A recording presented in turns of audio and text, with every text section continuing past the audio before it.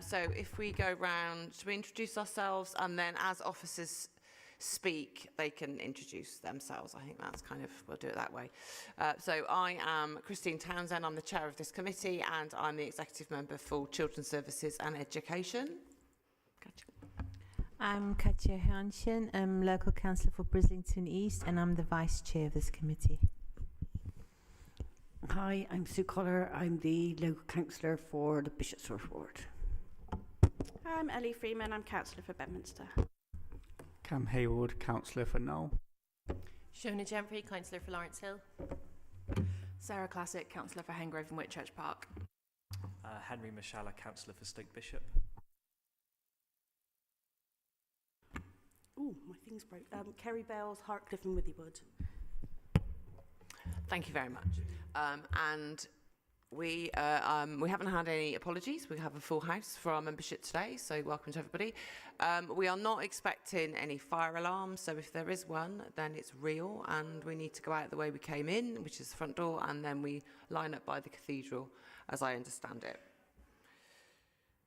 Have any committee members got any declarations concerning any of the issues that are on today's agenda? No. Okay, thank you. Item number 4 is the minutes. These are not quite ready. They haven't been fully signed off, but it was on YouTube, so anybody wishing to see what went on, they will be in a position to be able to go back and have a look at that. It is as a result of our what Mark Raneke was giving, the information he was giving to us, because it was particularly an important and large section. So that's the bit that is kind of doing the rounds. So next time we meet, we will have 2 sets of minutes to be signing off. And then item number 5 is the chair's announcement. So we are yet, we know one of the main areas is around the SEND system. We are waiting on national government to give us updates on the statutory override around the deficits, and I can confirm that we've had the 7% increase to the high needs budget that's come through. That was our share of the 1 billion that was announced in the October. Was it October when the budget happened and the billion was, so that amount that's come in. But other than that, there's nothing else to update you around special educational needs and disability.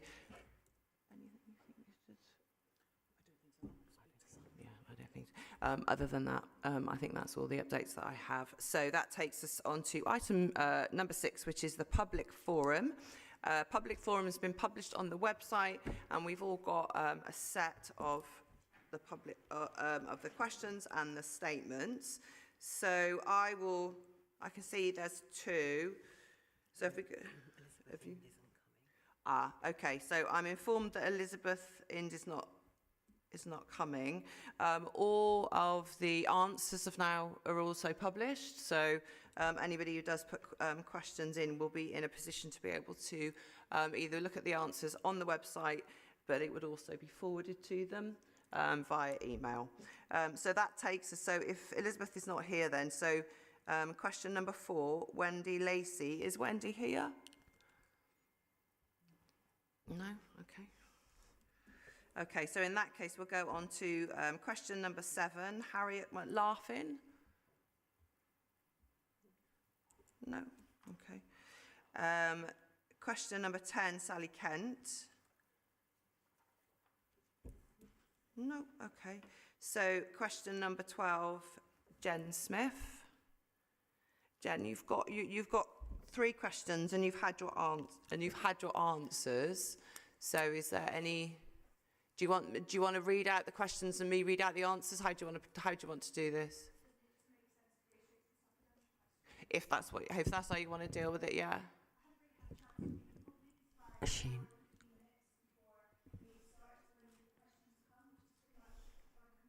She needs to speak through the microphone.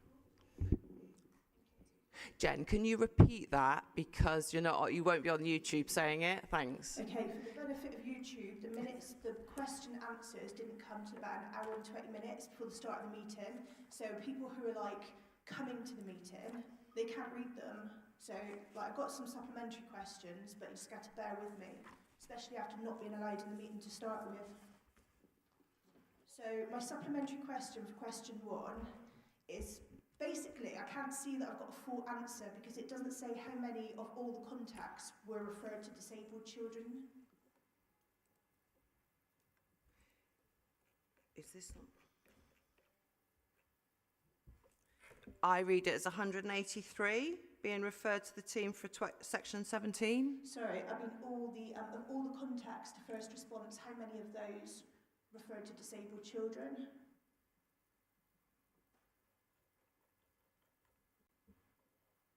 Right, sorry, have we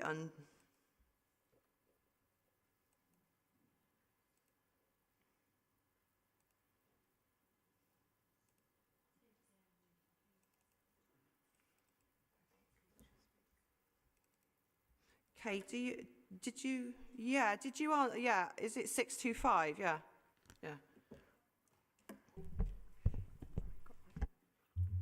Hello, I'm Kate Markley, Service Manager for the Disabled Children Team and Specialist Services.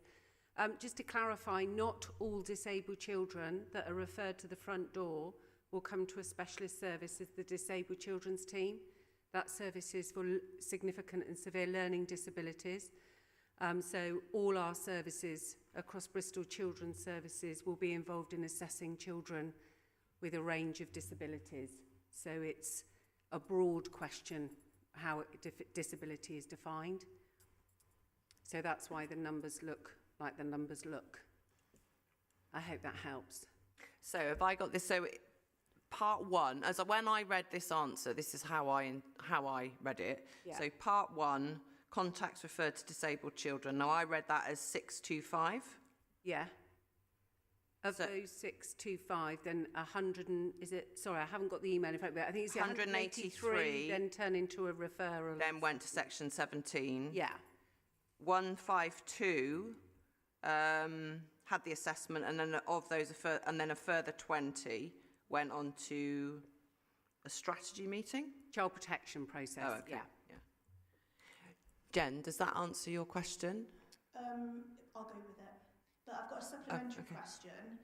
So what I want to know is, does Bristol City Council still operate a policy that for a Section 17 assessment, disabled children must have a learning disability as well as autism, that autism as a disability is not enough for Section 17? Wonder if that policy's been changed.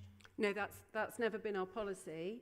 Any child with a disability requiring an assessment from a social worker for a Section 17 will have that assessment, but it may not necessarily been from the specialist learning disability social workers in the Disabled Children's Team. Thank you. Okay. And have you got any other supplementaries, Jan? Yeah, for question 2, I was interested in the use of a small number in this answer. Is this because social care is not having an effective input into assessments and annual reviews? Because I feel like on one hand we're told Bristol has too many EHCPs, but then in this answer it's just a small number.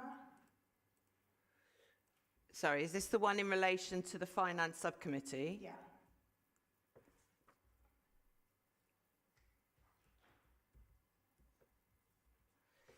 Sorry, ask your question again. It's difficult when I haven't got the answer in front of me. It was somewhere it said like after, I think year 13, it was just a small number.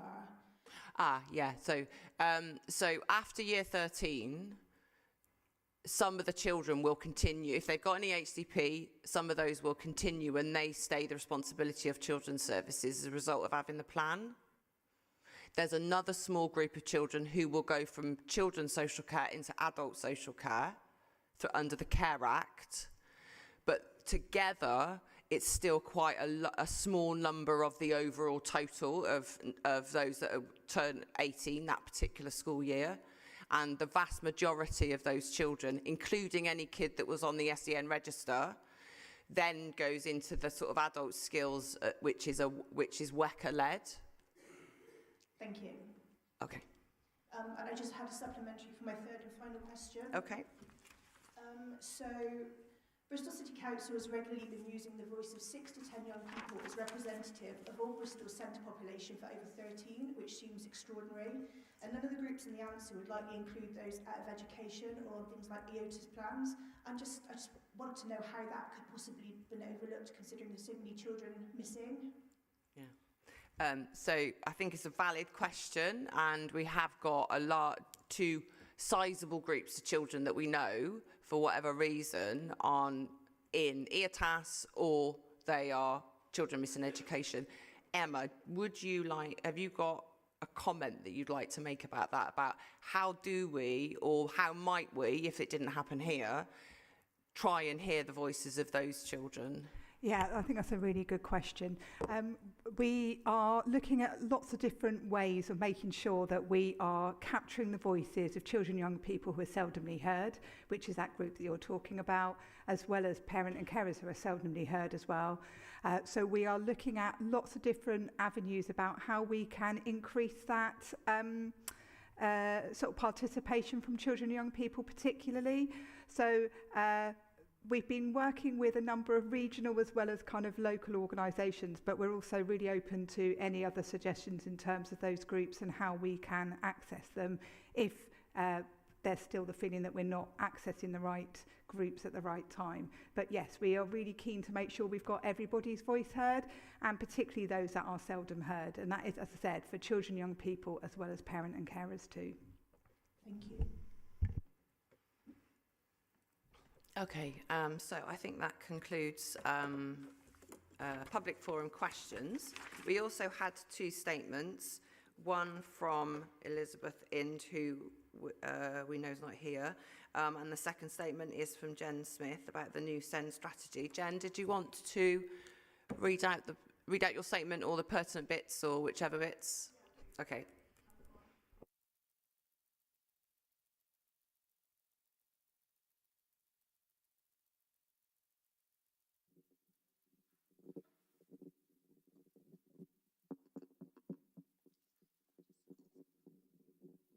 No.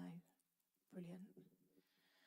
Okay, since 2018, there's been around 6 cabinet leads for education, 5 executive directors with responsibility for education and SEND, and 5 directors of education. And this will be the second SEND strategy during this time, and the previous one was a catastrophic failure.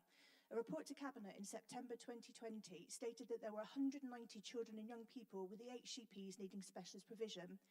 Officers at the time predicted that an additional 250 children and young people were coming through the system that would also need specialist provision. These numbers were not a surprise because they were predicted as far back as the Integrated Education and Capital Strategy in 2015. According to papers for this meeting, there are 230 children and young people waiting for a specialist place, so it's not got any better. Papers also say there are 454 children and young people entirely missing. The highest number of home-educated children in Bristol falls into one of the city's most deprived areas, which also has the highest incidence of SEND, and I don't think that's a coincidence. Concerns have also been raised at Bristol School Forum for 2 meetings in a row about how SEND finances are potentially worse now than 2 years ago, that since Safety Valve was joined, top-up funding was cut, and there's still a deficit of specialist school places. The launch of the new strategy is being lauded as an exciting SEND beacon of hope. And this might be nice for the council, but it's not fun for the families waiting a year for EHCPs, those getting stitched up for transport bills, and those whose children are still missing education. I note there was nowhere in the papers that I could see where children off-road or on an EOTAS plan had their voices heard, and they're the ones who likely suffered the most since 2016. That we have 18-year-olds in Bristol who cannot read or write through either neglect or a lack of access to education is diabolical, and it's completely shameful. As a city, I find it really embarrassing. Bristol has missing children, illiterate young adults, and pupils pushed to self-harming and wanting to end their own life. But as long as the council pays over £1 for some fancy illustrations, it's a tick-box job done. Thank you.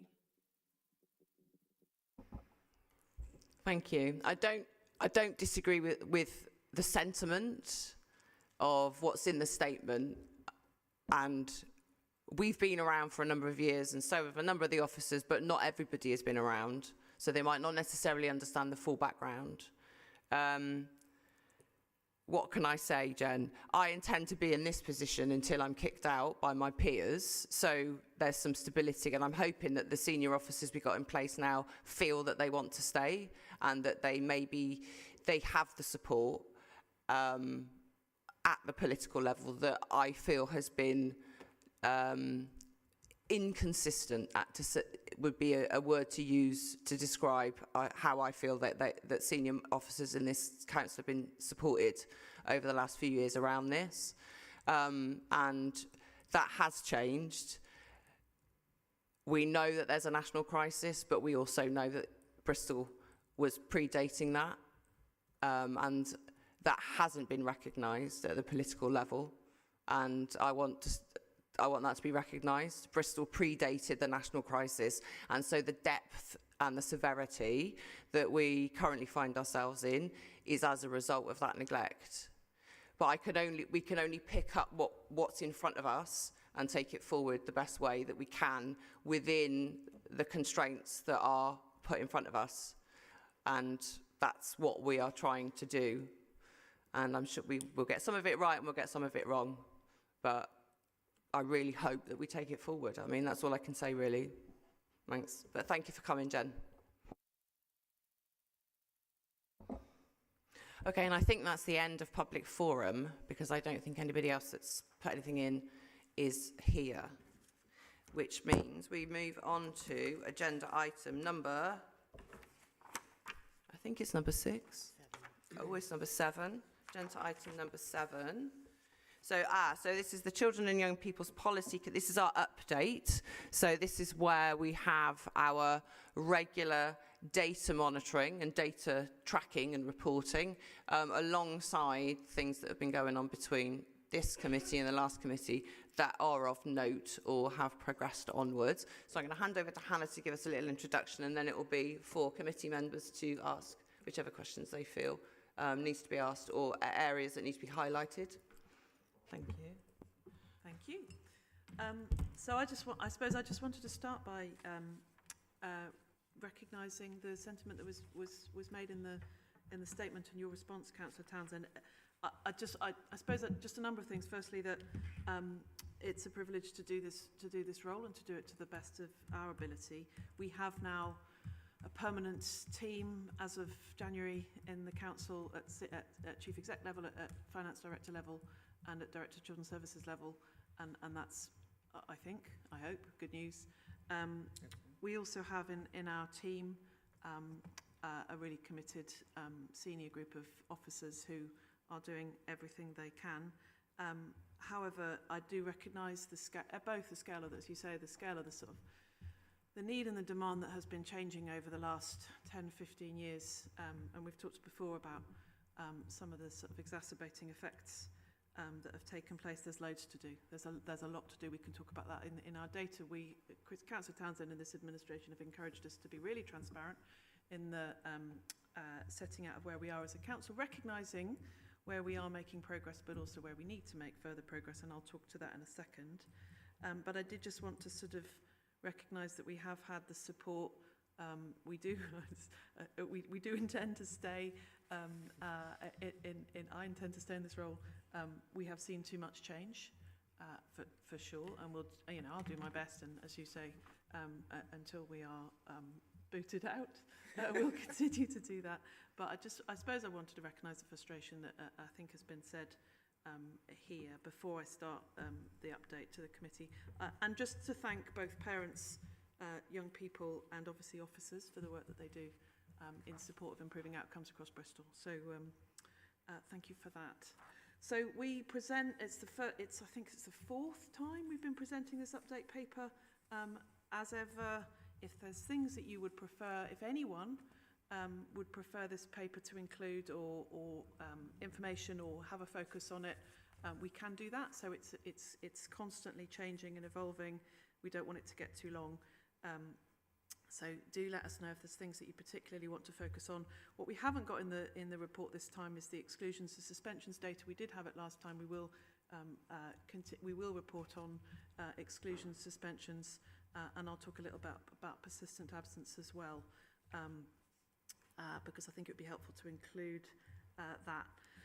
So the government have been examining the Children Wellbeing Bill, which is going through Parliament at the moment, second reading last week and in committee stage soon. Obviously that's got 2 parts to it. It's got a part around social care, it's got a part around education, In the social care part, there's some really significant areas around agency working, around family group working, around children in care, and wider support for children with social workers, as well as profit-making,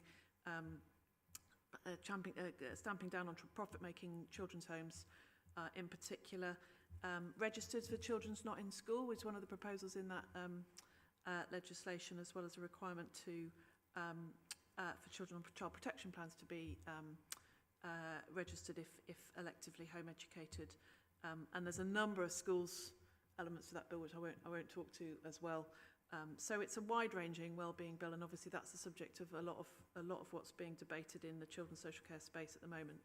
We've also seen in the last 2 months the social care policy statement, which was published and does reflect some really big tenets of our transformation programme, which is in the papers and I'll talk to later on. And it's really helpful that we're seeing the government setting out a focus on early help prevention, multi-agency working across the social care area whilst we're doing that work. Then you've got in the papers, as I say, our transformation programme, which I will speak to. Other things that we've been doing recently is that we are exploring what an education vision for Bristol will look like, working with education providers, maintained and academy trusts, AP, special, primary and secondary, to set out what an ambitious vision for education in Bristol, including particularly a focus on breaking the link with deprivation and outcomes, which is the single biggest challenge that I believe we face as a city from our performance data.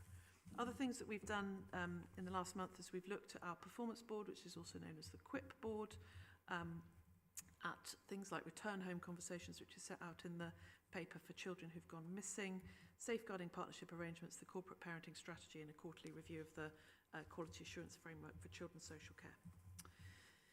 In the update paper, we have got some significant information about the pressure on our special educational needs service arising from increased numbers of requests for assessment from parents and young people with special educational needs and disabilities. Now, we've talked about this before. We'll talk about it, I'm sure, as part of the strategy today.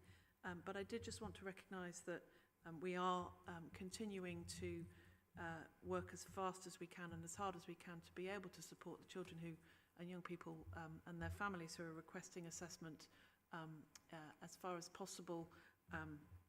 In line, we recognise it is our legal duty. We recognise that there are significant delays, and we are working as hard as we can. When I talked to this committee last time, I talked a bit about the restructure. I talked about additional resources going in, particularly education psychologists. We're in the process of a recruitment at the moment across that service, and it continues to be our priority work, and we can talk a bit about that as part of the strategy later. The other thing that the report goes into is to explain a little bit about the interplay, which I know is a subject of public discussion, the interplay between non-statutory top-up funding and EHCP assessments. And as you know, when we removed non-statutory top-up funding from as part of our work about 18 months ago, what we have seen is those children move into the EHCP assessment process, which accounts for a significant amount of the pressure into that service. And it's important that we recognise that. It's also important that we recognise that we will continue to support those children in statutory their non-statutory funding continues until and unless they receive an EHCP assessment. So those children are being supported whilst they are waiting, but they have obviously contributed to the scale of the pressure on the service, and we're continuing to work through both that group as well as the broader group of children who are asking for assessment. And again, we can answer any questions about that. But as a result, our timeliness on the 20 weeks has continued to fall because of the pressure that we've got. And again, we've talked about this before. We're wanting to meet the assessment deadlines as soon as we can, making sure that we don't have we try and manage the number of children being assessed throughout the 52 weeks, as well as early as we possibly can, and that's a balance that we're continuing to make. I just also wanted to recognise in this update paper that we have had some positive news in that we've recognised particularly that we've been removed from the accelerated plan from the Department for Education because of the relationship building that we've been doing with parents and carers throughout this incredibly difficult time, and that is no small achievement, and obviously has been really important to being able to work through that pressure. So moving on to other items in this report, we've seen, as you've already talked about, a number of children missing education. We are looking at this. It's not out of line with other cities across the country, but obviously if you've got children missing education, as you've said before, Councillor Townsend, the school isn't able to check in with that child. We haven't got eyes on the child, and we're concerned for them. So we continue to analyse children who are missing education to make sure that they are supported where they are, and as far as possible getting them back into education it is a priority.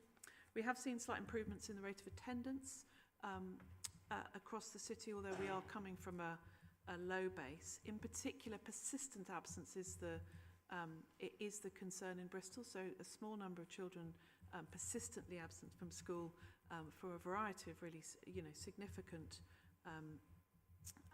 reasons, and the service is working hard with those children, with their schools and their parents, to be able to support those children to start to re-engage with education as early as possible. So we've got broad attendance, persistent absence, as two slightly separate challenges which we're continuing to work on. And then I think the third thing that comes out of the data is the authorised absence. So what we are seeing is a number of schools authorising absence which is above the national level of authorising, and we're just wanting to understand why, where that is, and is that because the schools are making significant decisions about it, or is it because we're not having those conversations. Other things in the update report which I just wanted to draw to our attention were that we have seen, after a steep rise, numbers of children with child protection plans reduce in the last couple of months, as well as a decrease in the number of children in care. Now obviously that's not a sort of there's no targets around children in care. It does go up and down, and we are continuing to keep an eye on it. But it is probably good news that we're seeing the number of children in care reducing throughout the last couple of months. And then just moving on to the other items in the paper. So one, I've talked a bit about the accelerated progress plans. There's some updates there on early years, school-based nurseries, primary school places, and again we've talked about this before here. As we know, the number of children born in Bristol and moving to Bristol is reducing. That's a national trend. We will need fewer primary places across the city. We have been working hard with the primary sector to reduce PAN, to make some consultations on proposals to reduce PAN. We've got, I think, 6 or 7 schools proposing a reduction in PAN in consultation at the moment. Maintained and academy schools, which will mean we are trying to work together across the city to make sure that we are managing that strategically, but it will be a challenge for primary and for secondary, as well obviously as for children with special educational needs going forward. So sufficiency continues to be a big priority for our work. Got the Key Stage 4 data in the table, and I mean basically Key Stage 4 data has been flat. So we've got, we're sitting at or around the national average, depending on whether you count attainment or progress. Slight improvement in progress, slight falling back in attainment. Obviously next year we won't have any progress data. So if we think that we are seeing now as a city that there are divides between areas which are most deprived and areas that are least divides in terms of our progress data, our attainment data will show that way much more starkly. So we have got a significant challenge, as I've said, around outcomes of children living in deprivation in Bristol, but we are going to see that even more starkly next year, and that's why it's got to be a focus for our work together with secondary schools across the city, and I know that they would support and echo that. I think probably the last couple of things I just wanted to mention were good news that we were able to take through at full council the decision to have care experience as a protected characteristic for children and young people in Bristol, and that was I know that was a long fought for position from both politicians and officers, and it was really good to be able to bring that through and make a difference to care experienced children, young people across Bristol. So I just wanted to say thank you to the team that have been leading that. And I also just did want to draw attention to a bit of a mention in the papers about the EPIC charity, which is a charity which offers small grants to Bristol's children in care and care leavers, and anything we can do to promote knowledge and understanding of EPIC would be worth doing. So on that I'll stop. Thanks. Okay, thank you very much. So I'm looking at committee members. Let's see if any. Okay, Councillor Bales, and then Katja, and then Ellie, and then we'll come back. I've got 3 questions. So you said the persistent absence figures, that heads have been approving them. Do they have to give a reason, or what are the reasons, and how many of those children have sent? Like if there was a medical reason why they can't attend school and the head's approving it, obviously that's a reasonable adjustment. Yes. So does that get taken into consideration? The first response contact, how are they triaged? So if a member of the public or a professional made a report or a referral, like is the professional's word taken more seriously, or does it not matter? And how, like, say as a member of the public, I rang first response and said my neighbour's swearing at her kid, but I'm not that worried. Like, would that be taken seriously, just swearing in front of a kid, or would there be an investigation to see if there's something more going on? Like, how do you triage the severity? Is it graded, or I don't know? And the last question, the progress data.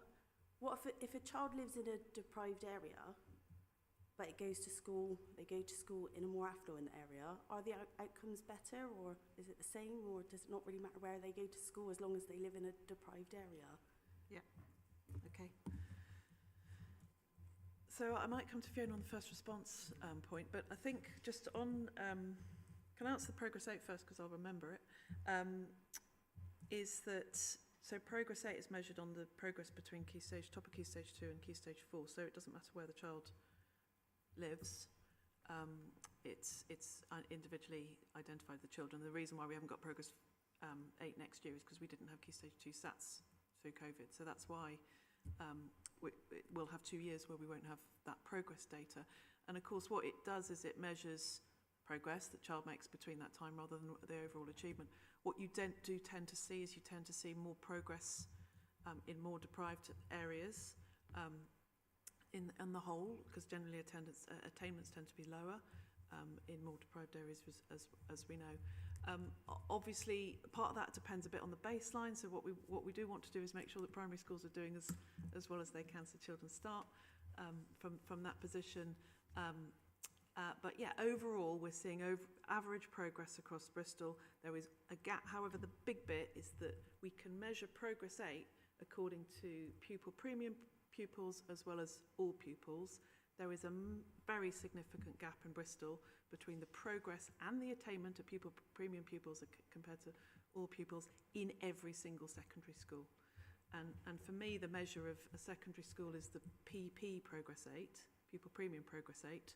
How well do children on Pupil Premium do, and what progress do they make? And we see that very significantly differently across the city. We've got some very positive results in some parts of the city. I won't start to name the schools now, but we've also got some areas where we've got. So no, it shouldn't make a difference. The progress day should make a difference in terms of where you live because it's based on the child. And then on persistent, so there's 2 slightly separate things. What we're seeing is that persistent absence overall in the city is quite high. I think our latest data is around 26% persistent absence. It was published in the Ofsted annual report that Bristol was sitting at the 6th lowest in the country in terms of numbers of children with persistent absence. So it's a really significant issue, and children not attending for a significant proportion, obviously that doesn't just affect their education. And then the separate question is that overall we're seeing more head teachers authorising absence as opposed to not authorising. So potentially being more generous in authorising absence. I guess one of the questions, and then they will have, it's a judgment that they will need to take on the reasons for that absence. But we're seeing heads approving at absence more than elsewhere in the country, and that's an interesting question for us to dig into. And then I'll pass to Fiona on the first response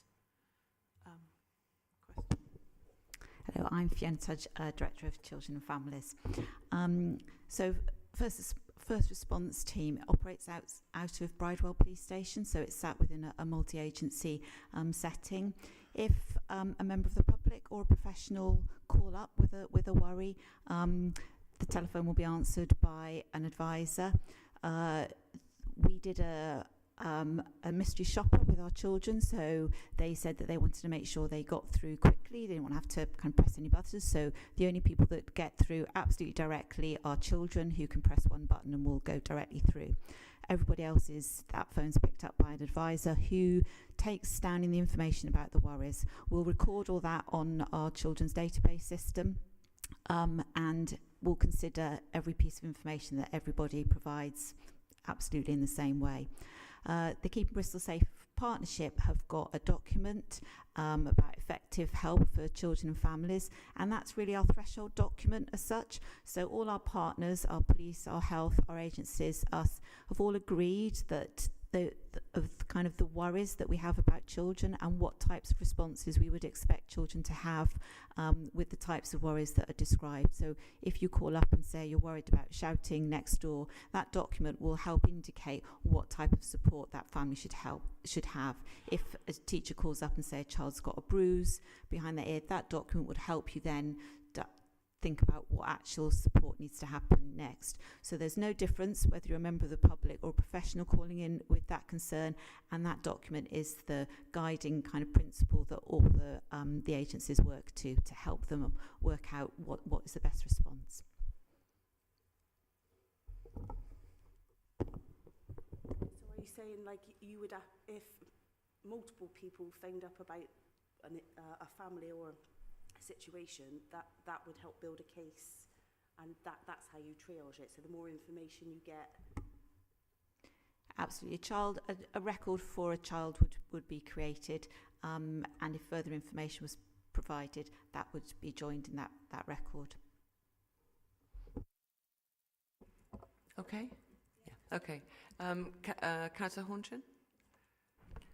I was just wondering, one of the things with the attendance records, whether it's recorded how many children are on part-time timetables, because it's becoming worryingly that some children are on extended part-time tables, and I wondered whether, and I don't know about primary school, but I'm sure it's the same effect that in secondary school, if you're missing half your lessons, you will definitely be getting behind.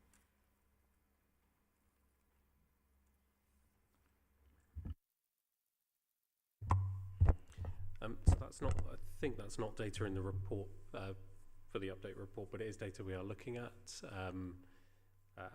And so what I run within the Education Directorate is a monthly performance clinic where we start to look at that data. So we are trying to understand that also alongside the context of suspensions, exclusions and attendance data, so that we're looking at lost learning together. And I know that will be a focus of the task and finish group that's been set up as well. So I don't have the data in front of me for that, but it is data we are now getting.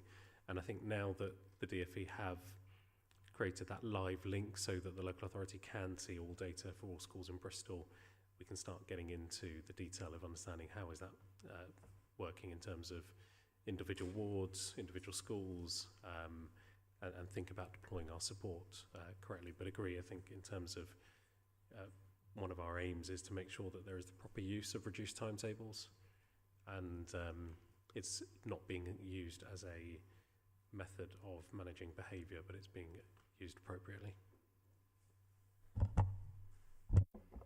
Okay. Okay. And Councillor Freeman? Hi, as a parent of a child at secondary school on a part-time timetable, it's quite interesting to hear that you're getting a broader view, and I'd be fascinated to see sort of what that means, how common it is and all the rest of it. Anyway, that's not what I was going to ask about. So I've had So I've got 3 questions.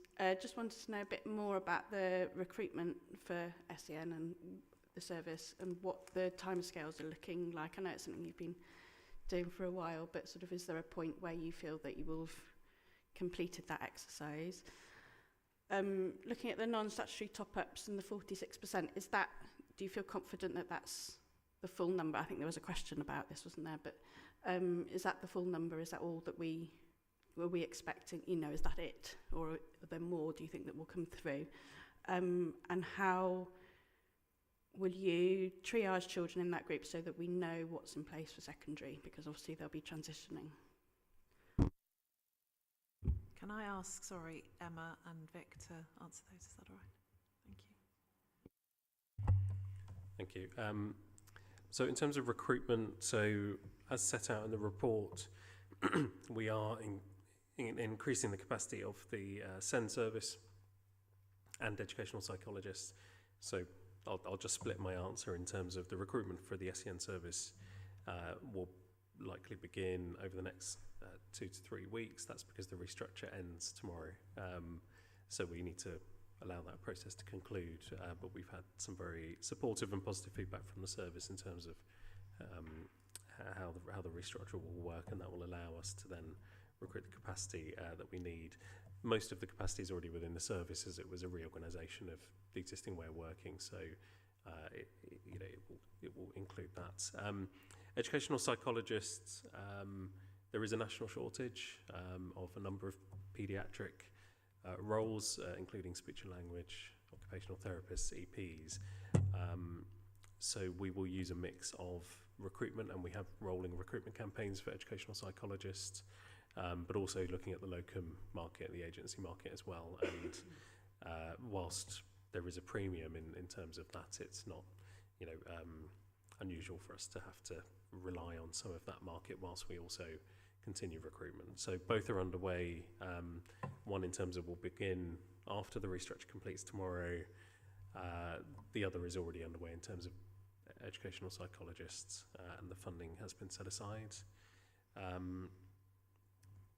think in terms of non-statutory top-up, do we think we're at the end of that process? I think the short answer is probably no, not at this point, although the majority of that cohort has come across, and that's what we're seeing in the figures. So what we will start to do, likely for this committee, is report that data as 2 separate cohorts. So one thinking about the non-statutory cohort, which is moving across, but for which many of those children are still receiving support and funding. It's not that funding has stopped. And then separately, the group of children who are the new assessments that are coming through, so that you can see those as 2 separate points. We think we'll probably experience that for a few more months, but we are looking at it. It's been fairly sustained, 32% increase month on month. So as soon as we start seeing the end of that, and that will likely come to this committee, so you'll see the same data we do. And then, sorry, the final question was triage. John, I don't know if Emma wants to talk about Yeah. Yeah, definitely. We're going to be looking at how we triage those cohorts of children coming through. Absolutely, we have to have a focus on those that are coming up to a key stage transfer, whether that's early years into year R, year 6 to year 7, or post secondary school into post 16 options. We also need to make sure that we are prioritising those children who are children in care or have multiple vulnerabilities, which we do, and we are making sure that that's a really clear process. But also within that cohort that we're talking about that are who have had been in receipt of that non-statutory top-up funding, we also need to make sure that we identify within that cohort if there are particular priority groups and vulnerability that mean that a child needs to be triaged through the system in a way that makes more sense for them. So it will be very child-centred in the approach that we do, but yes, there will be definite triage points. Okay, Councillor Collett and then Kerry.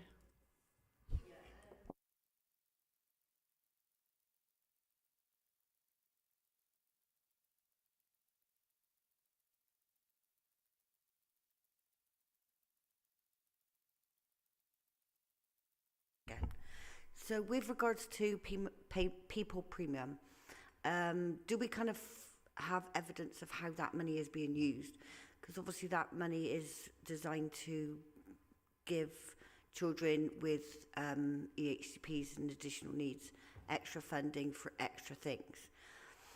In terms of how the schools use that money, in terms of provision for those kids, I'm just thinking about whether or not we followed that. If I start and then Vic can jump in.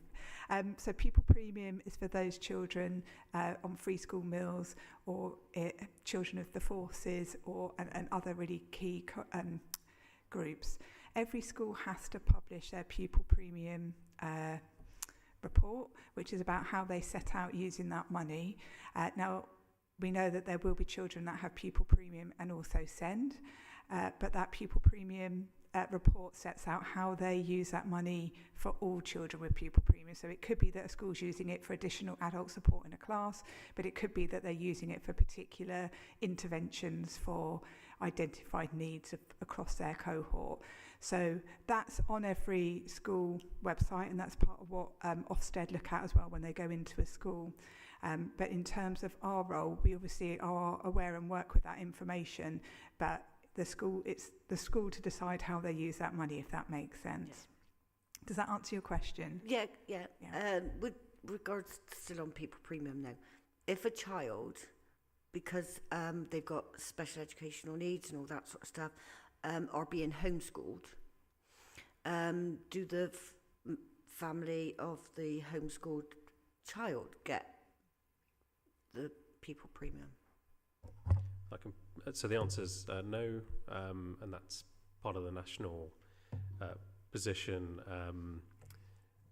There is kind of various types of support. So our main function in there is suitability checking and suitability of education, and parents are encouraged to work with us in terms of learning needs that they may identify, but pupil premium is paid to schools, not to families in terms of home education. Okay, thank you. The homeschooling side, moving on to the next bit, how much do we follow up with homeschooled children in terms of, if I turn around and say, I'm just going to take my kid out of school, how much follow-up is there? Mostly I'm considering families in deprived areas where there is lack of care, with homeschooling being followed up and making sure that those children aren't kind of falling through those gaps of, it's all very well having family first, but if the children aren't going to school and they're not being seen because they're being homeschooled, how do we make sure that we are tracking those kids? So we have a duty to ensure that children that are home educated have a suitable education. One of the challenges around that is there isn't a definition nationally of a suitable education, and this is part of a debate nationally around having a homeschool register, but also strengthening the powers that local authorities have to support those families. So part of our function does lead on that activity in terms of suitability checking.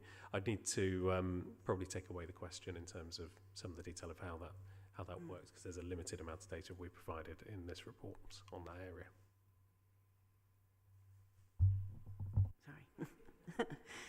No, I was just saying, I mean, I think that there's also there's a question around capacity, obviously, but we've got sort of something like 700 electively home educated children in Bristol, which is coming down, but still that I think there's something about how, which is, as Vic said, it's a subject of national debate, how it's a parental right to do that, how much should the local authority oversee elective home education, given the scale, particularly over COVID, which rose and is now coming down in Bristol. How much are we able to do that realistically? Which is why I think the debate is around children on child protection plans, or children in need in particular, and how much scrutiny. So that's the debate that's going on in the bill. This is why I was thinking about the ones that fall in the gap, because in schools we can safeguard children, but if they're homeschooled, who's safeguarding those children in terms of making sure that not just about education, but around sort of, you know, all areas of care for those young people. And the other thing is, for those that aren't being schooled, at home and are in school. With regards to schools that are teaching pupils in a deprived area, is there, or do we think that schools' expectations of those children fall below the expectations of schools that are not in deprived areas?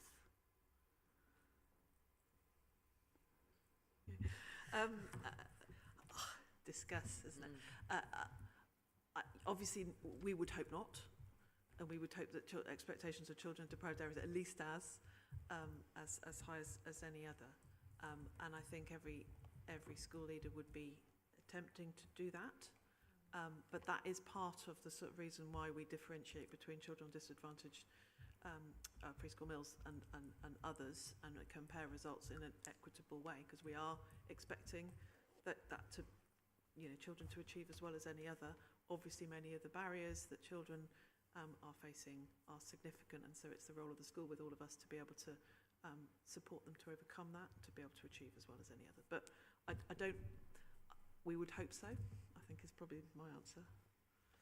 Yeah, I mean, Ofsted go in, and it's one of the things that they will be looking for, and they will often comment on it, and they will often say that there are low expectations. And sometimes it's linked to pupil premium, but sometimes it's because the school is in a deprived area. It's kind of, we know it's been in the system, well, for as long as I've been in the system. It's been there, and I'm sure it was there before I went in there. So that's kind of, before the pandemic, that gap was the closest it's ever been between what pupil premium and non-pupil premium children were achieving at the end of Key Stage 4. The pandemic widened the gap further, and they think, than kind of before, since the time that it was measured. So what that also tells us is that within the system, within the structures, within the approaches, within culture, really, it was quite fragile within the school system as to the improvements and that kind of attainment that those children had. It wasn't an embedded element within our school system, and unfortunately, we know how to do it. We've got plenty of years of experience of how to do it within the system as a whole. So it's just kind of getting that back up and running and helping those children and supporting those families.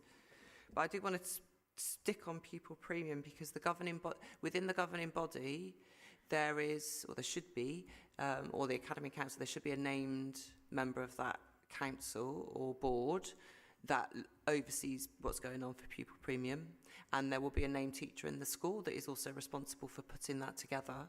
I'm sure they've got lots of other responsibilities, and I'm sure that that member of the governing body is probably looking at different things, especially if they're small. But it is something that is annually tracked and annually signed off, and pupil premium is a really established element within our education system, and it's really well understood, and it's inspected.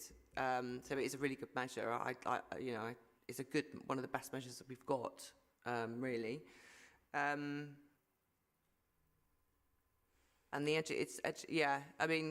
elected home education, because of that horrendous incident that has been in the national news, has become an element. But actually, children missing education are even more vulnerable than that, because they're not in a school and they're not being home educated.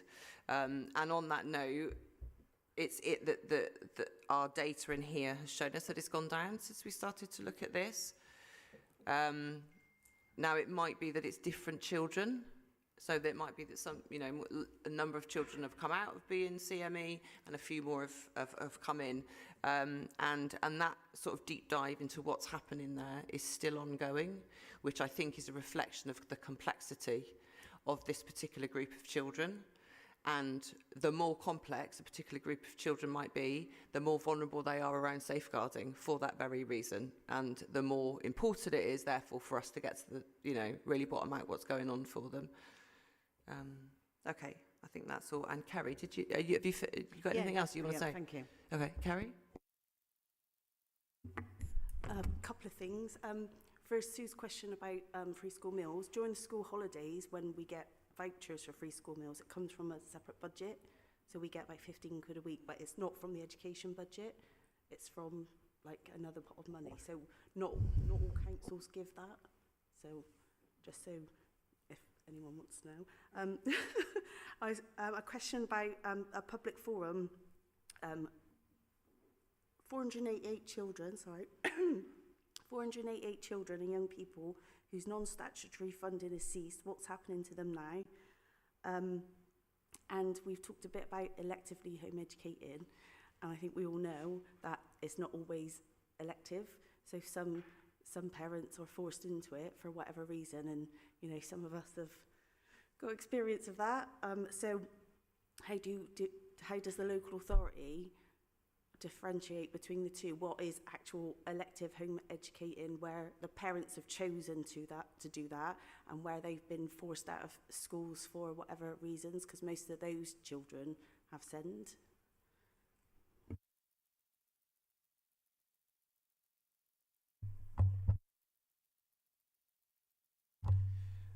So on the children in receipt of non-statutory top-up, we've been doing some analysis of that. There are some children whose funding will come to an end at the end of this academic year, some that would end at the end of the next academic year, and some that are as far out as 3 years into the future. So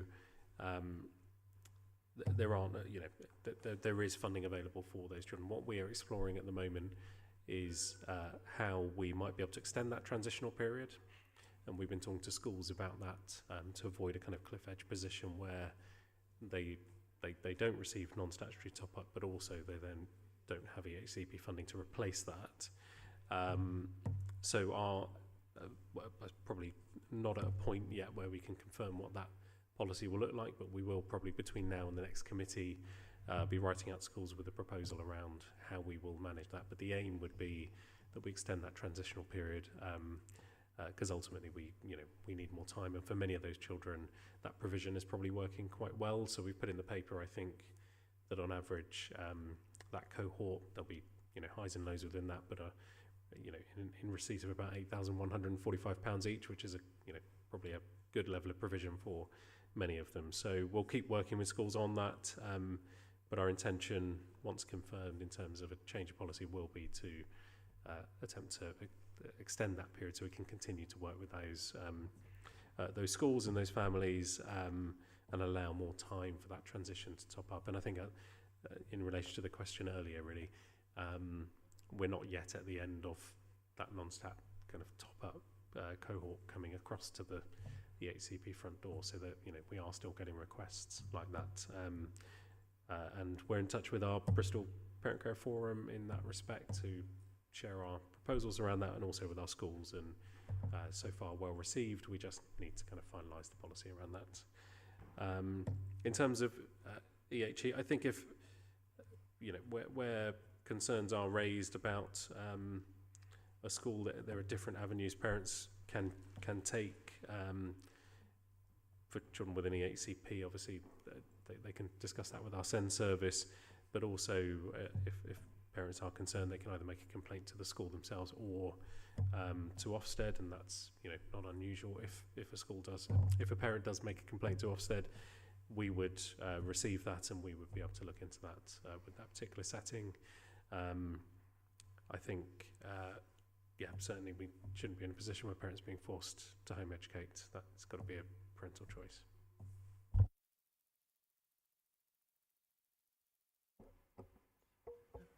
Any other comments or questions, Cam? I've got a couple of questions around secondary school places. In the report, it mentioned that the Temple Quarter site is now being delayed to at least 2027.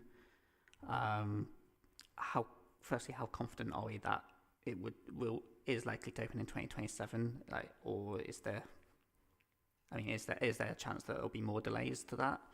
And the Daventry Road site isn't mentioned in the report. I was wondering, is that still due to open in 2026?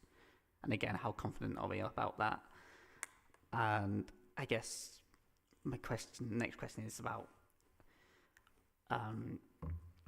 obviously it's not ideal for pupils to be on temporary sites for 3 to 4 years, is how long it's looking at the moment. What are we doing to ensure those pupils are getting as highest quality education as possible on those temporary sites? Thanks. I'll take the Temple Quarter because it's in Southville, so I've been looking at this a bit more. That Temple Quarter was supposed to open in 2017. The purpose for that secondary school was anticipating this huge bulge that is almost into sixth form now, which is why I'm wanging on about post-16 places, because that's where we know that bulge is going to be in a few years' time. The number of applicants for Year 7 this year is slightly lower than was anticipated, despite the apparent influx of children that would have or have been in independent and need to come into the state sector because of the VAT increase.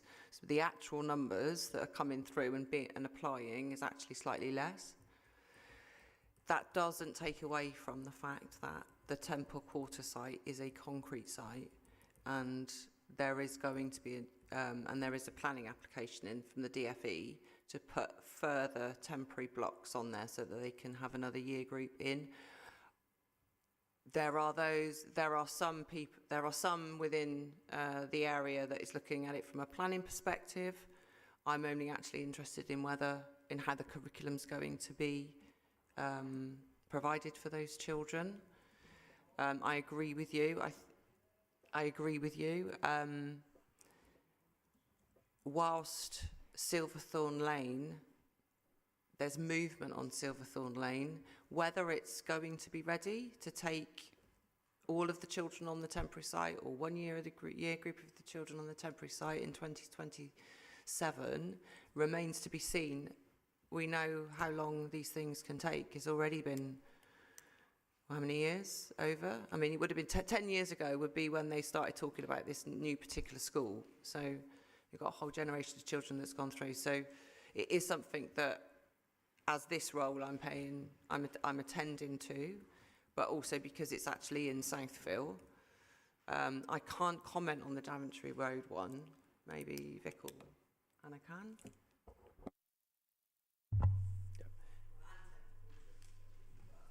Yeah, I think so. We have, I think, on Oasis Temple Quarter, we have written to DFE and Oasis to get an understanding of how they will manage education, particularly the breadth of the curriculum, supports children with SEN, for example. How will they manage catering in the temporary site if it's going to be for that prolonged period of time? So we're waiting for a response. That's only gone, I think, this week. In terms of Daventry Road, I suppose I can only share what the DFE have shared with us in terms of the project, which is that they are still targeting September 26, but there are challenges in terms of contamination on site, which I don't think is something to be alarmed of. I think it's probably a broad building term, and challenges in terms of the work. So I can take an action away from the meeting to get a further update, and we can share that with the committee. Are you happy with that? Okay, thanks. The other thing is, are there any other questions about this paper from any? Given the interest in home education, might it be useful if we ask for a brief update coming to our next committee to say when so the local authority is informed that a child's going to be electively home educated, what happens then? So that we can reassure ourselves about what the process is that's set down. I mean, it doesn't have to be, it's probably half a page or something, but just so that we are, because there have been a number of questions about it. Okay. Are we happy to move on then to the next item? Okay, I can see nods. Thanks very much. So I think, given that our visitors have arrived, I think we might take one paper and then take 5 minutes as a quick break. And I'll just come over and speak to you guys as to how you would like to join us, and then move the send agenda item up, if you like, and swap things around. But but if we just take one of the really dull ones first to get it over and done with, she says, exposing how she feels about it. So we're going to go on to number 7, the finance update. Thank you very much. I'm going to make finance update really exciting. Obviously it's really important. We are bringing, as we normally do, an update on our finance position, children's and education. I'm really conscious that this week is the week that we will be publishing the budget, and so obviously the two are interplaying.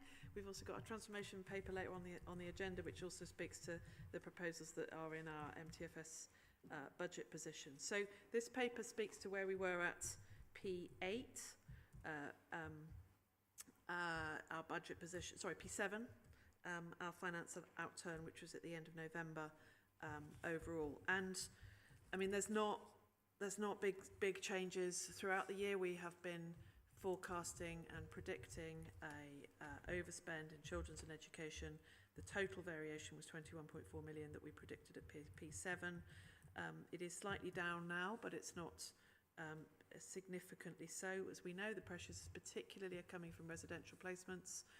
They are coming from home to school travel, and they are coming from the number of families coming in with no recourse to public funds, particularly into the country as well. So that's what is set out in the paper here, and as I say, those two areas haven't significantly changed. We've also got in here reported the DSG, which again we could come back to potentially under the SEND strategy, where we've got overall DSG outturn position of 15.3 million overspend against our predicted position. That is after the safety valve or deficit management plan programme is in place.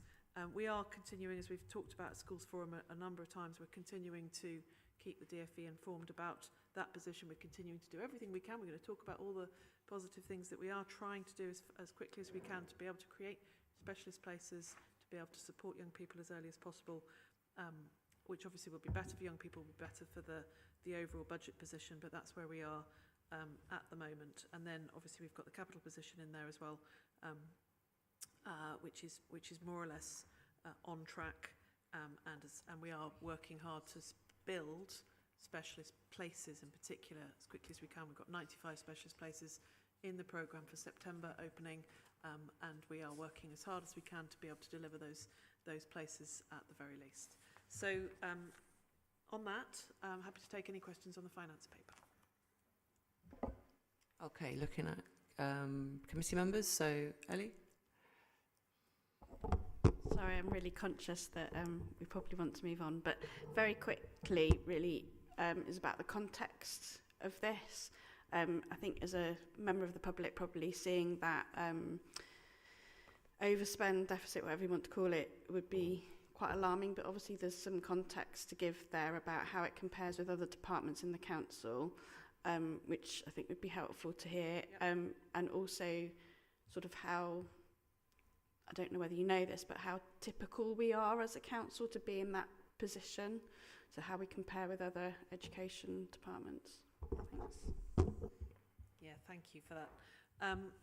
So yes, we are,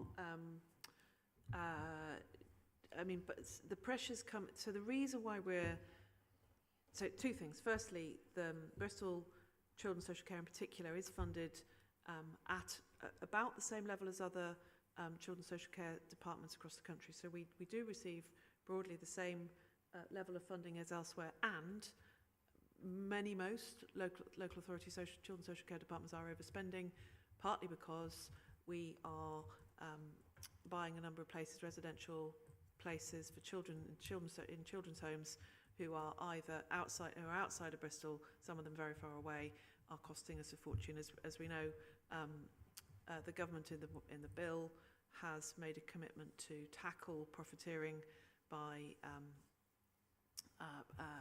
financiers who are running children's homes at a profit. and we are no exception to that. So we have at the moment 93 young people who are in residential children's homes outside of the city, and some of them, it's perfectly right that they should be. But some of them we really want to bring back either to fostering placements in the city or to our own children's homes, which we're trying as hard as we can to build as quickly as we can, so that they can come back and take those places. So no, it does sound alarming, £21 million overspend. We are working against a budget of 130 million overall. I don't want to preempt the budget conversations, but let's just say it's been a conversation throughout this budget round to recognise that, and it is, sadly, it's something that we're seeing across children's social care across the country. Thanks. Anybody else got any questions about that? Okay, just to add then, when we're talking about, this is my last bit, so children's social care is the second largest draw on the general fund, and that's the 130 million that Hannah just mentioned then. But also within our committee is the dedicated schools grant, which is separate to the general fund, and together they outstrip all of the other budgets put together. So we have by far the biggest part of any revenue that that's coming into this council on an annual basis sits with this committee. And that's why the numbers are so alarming, because 1% of a massively huge hundreds of £1 million budget is a lot more than 1% of a budget that's obviously a lot smaller. But we are we're having the budget conversations, and that will come forward. But I'm quite encouraged, let's say, by what's come out for children's social care in particular. So if we're happy, then I'll read out the thing we got to note, because I've got to read it out apparently. Okay, so this is what we are being asked to note, committee. The council's general fund forecast outturn revenue overspend of 21.4 million at the end of period 7 against this financial year's approved budget. Secondly, the performance on the delivery of savings, which we'll see at Appendix 2. Thirdly, the no change to risk or opportunities, which is in Section B, Appendix 2. Number 4, the forecast net outturn position of 15.3 million in the DSG, and this brings the carry forward deficit to 90.5 million. So that's the accumulative amount. However, following the application of the DFE for the 24-25 safety valve combined, the contribution from the general fund, the total is brought down to 52.4 million as a forecast carry forwarded at the end of the year in the DSG. So that's what they're predicting. Does that make sense? That's what they're predicting. It would have been 90.5, but we're actually now predicting 52.4 million. And number 5 is the council's forecast position against the capital programme revised budget for 24-25. Are people happy to note that? Yes, I can see everybody nodding. Joe, is that okay? Okay, so it's 6:15. I would like us to take literally 5 minutes, because I'd quite like to talk to our guests for a few minutes to see if and how they might want to interchange, and then we'll get on to the first thing we'll do is the SEND strategy. Is that okay? Thanks. So literally 5 minutes.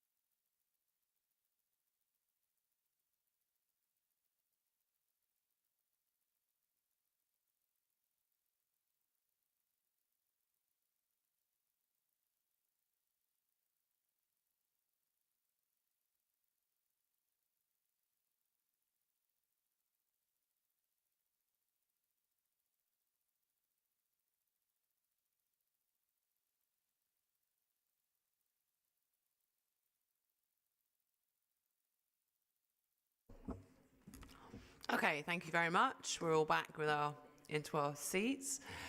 So I've had a quick word. So we're going to move on to item number 11, which is the SEND inclusion strategy. And we're going to hear from two of the young people that are involved in that.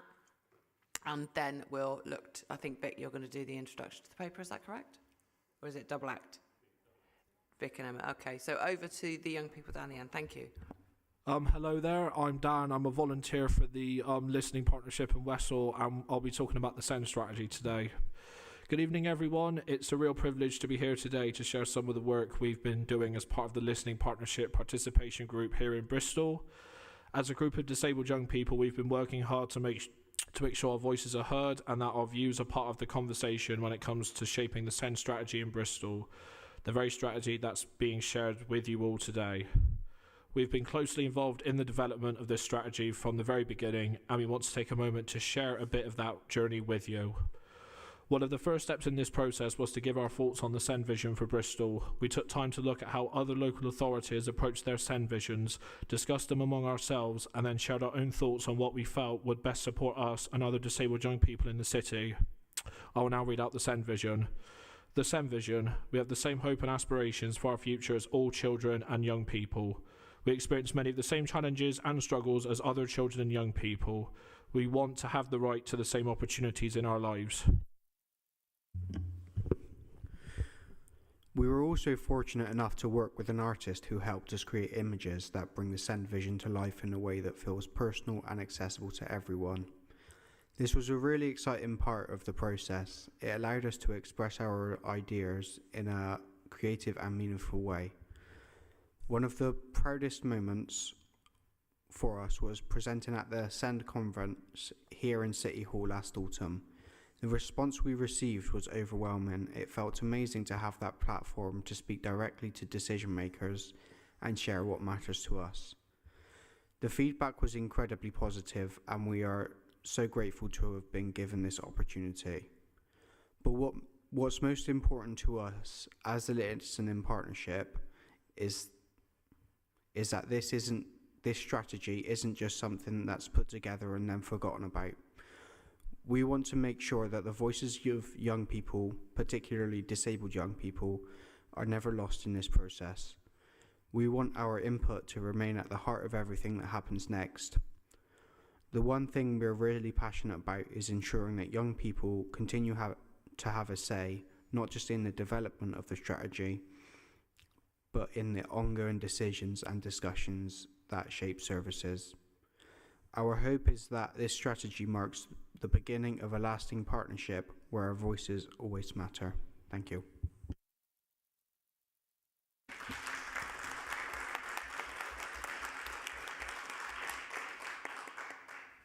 So thank you very much, and I pass over to Emma and Vic to talk to us about the paper. Thank you. Thank you. And firstly, thank you to our young people from the Listening Partnership. I think, firstly, it takes tremendous courage to come and present to this committee, so we're very grateful, but also for all the brilliant work you've done to support the work of developing the strategy and holding us to account as well. And there's some further work we're going to be doing with the Listening Project to continue to support our work. Also just wanted to share my thanks to the various officers and colleagues who have joined us, so particularly Gabrielle Stacey, Emma Lloyd, and other colleagues who've been part of developing the strategy and capturing the enormous amount of feedback we've had from various corners in terms of how we can take forward our work in terms of SEND and inclusion. And I'll hand to Emma Lloyd, who's our Head of Inclusion, to talk us through. And again, I'd like to echo how fantastic our young people are, and actually trying to follow that feels, I don't think I'll be as coherent and as eloquent and as articulate as our young people. So we're really delighted to be bringing this to committee for approval to publish. We're really proud of the work we've done in terms of this strategy. As Vic said, it's been a really long piece of work in the making, and it's a real breadth and depth of looking at what our priorities, what the improvements we need to make across SEND in Bristol are, and we think we've caught that and captured that really well in terms of this strategy.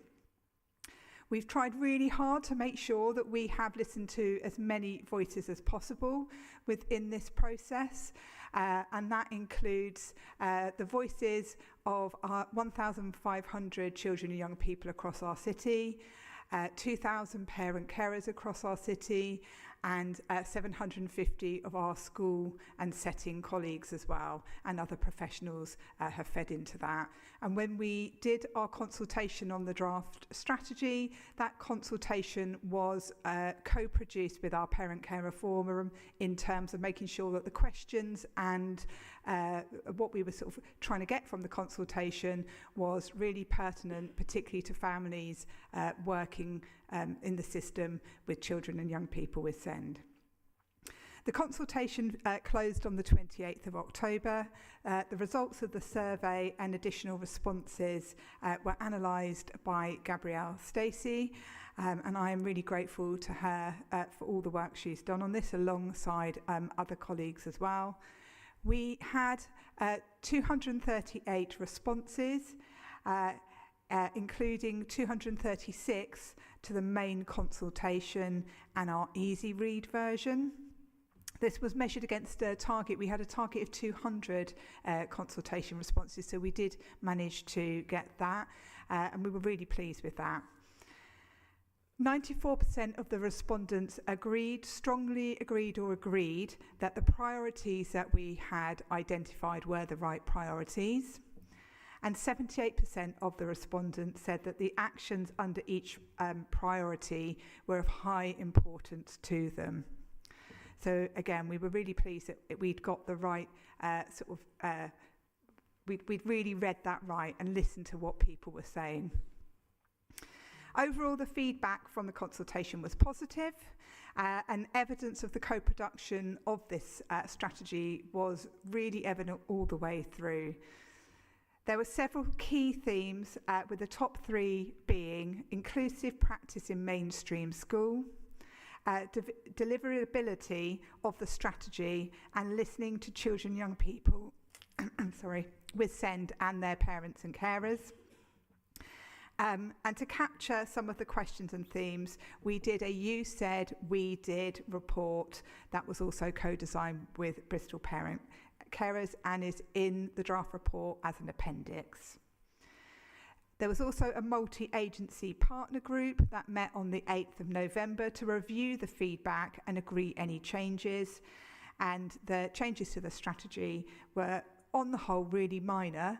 Some sort of words and sort of sentiments slightly changed, but there was no major changes to what we had in our draft, and that really included some additional information in the introduction, and even since writing this draft plan, we've got lots and lots of additional stuff coming through from national government at the moment, which basically adds more evidence and credence to what we're trying to do with the strategy.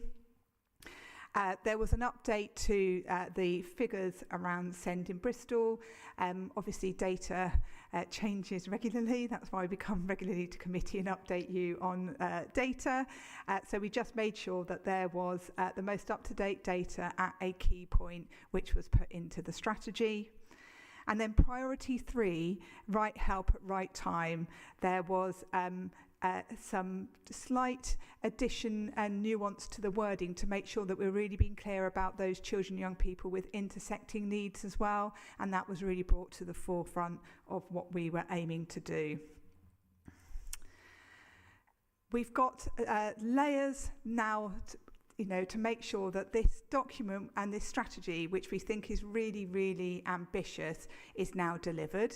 And that will be the bit that's really, really important. The strategy is a really important key milestone for us, but it's now delivering those priorities and the plan underneath that. And in order to make sure we can do that, we have a really strong, robust governance system in place. We have the SEND and AP Executive Board, which is chaired by an independent chair. And then sitting below that, we have the Send and AP Delivery Board, which has 3 subgroups, and they will be looking at some of those really key themes that came strongly through the consultation, including inclusion with mainstream. And they are made up of partners from health, social care, parent carers and other groups that support parents and carers, children and young people, and settings as well across the city. And there will be various different task and finish groups that will be working on key bits of the action plan and making sure that we can really deliver on what we've promised. So again, sort of go back to the beginning, we're really proud of this piece of work, and it really is that we are asking committee to approve the publishing of the Send and Inclusion Strategy for 2024 to 2028. Thank you. Thank you very much. So I'm looking at my committee members to see if there's any comments or questions.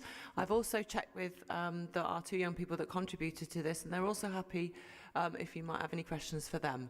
But don't feel that you need to, but it's just that they've said that they're happy to answer questions if they're able to. So Shona, Henry, Kerry, and then catch my eye if there's others.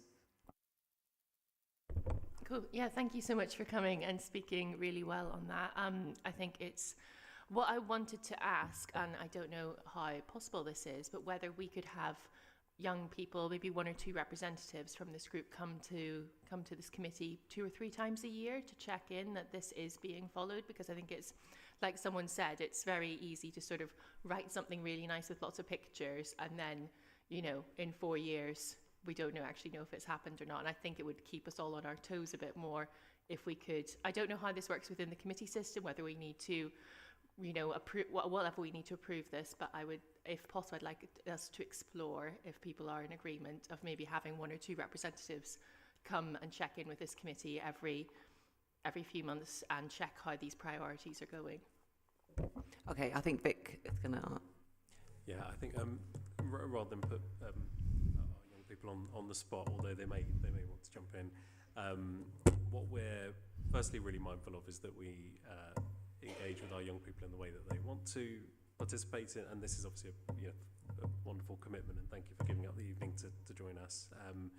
We're in touch with WECA in terms of the way that we engage with the young people into the committee, and I suppose alongside that, what I was going to say was we will be bringing I think it's biannual, so twice a year report, and it may be that as part of that we can invite the young people and invite them to come and comment on progress as well. So perhaps if that's one that, without speaking for them, that we take away and work with you on, but we've valued their participation at every stage of this, so thank you.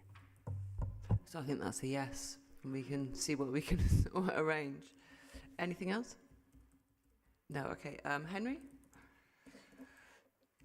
Well, thank you. I'd just like to echo the comments made, and well done on your presentation. It's fantastic. And, you know, well done to everyone who's helped put this strategy together. One thing that one of you said, which stuck with me, is that your hope that it isn't put together and forgotten about. And I think that resonates with a lot of people across the city. I think that parents of SEND children have felt let down in the past. And I hope that this strategy that's been put together will help address the issues of the past and that they're not, they don't reoccur. And I just also want to add that it was encouraging to see that the 6 priorities, with the feedback you got from the consultation, that, you know, roughly between 70 and 80% of the respondents agreed with those, which, you know, says, you know, we're all on the same page. So yes, it's good report, good strategy, and I hope that it does work. Thank you. Thank you. Kerry? I haven't got loads of questions this time, don't worry. It was just a comment, really, because I filled out this consultation, and I feel like lots of consultations because I'm really boring. And sometimes I open those consultations from the council and I think, who actually uses this language in their everyday life? Because I open some of them and I think, well, that's for those people over there because you're not talking to me. But this one was really easy to understand, really easy to fill in, and I think that goes to show that when everybody works together, you can produce something really good, and it goes to show that we've got a really brilliant parent-carer forum, as we all feed into it, and like things like that are working really, really well.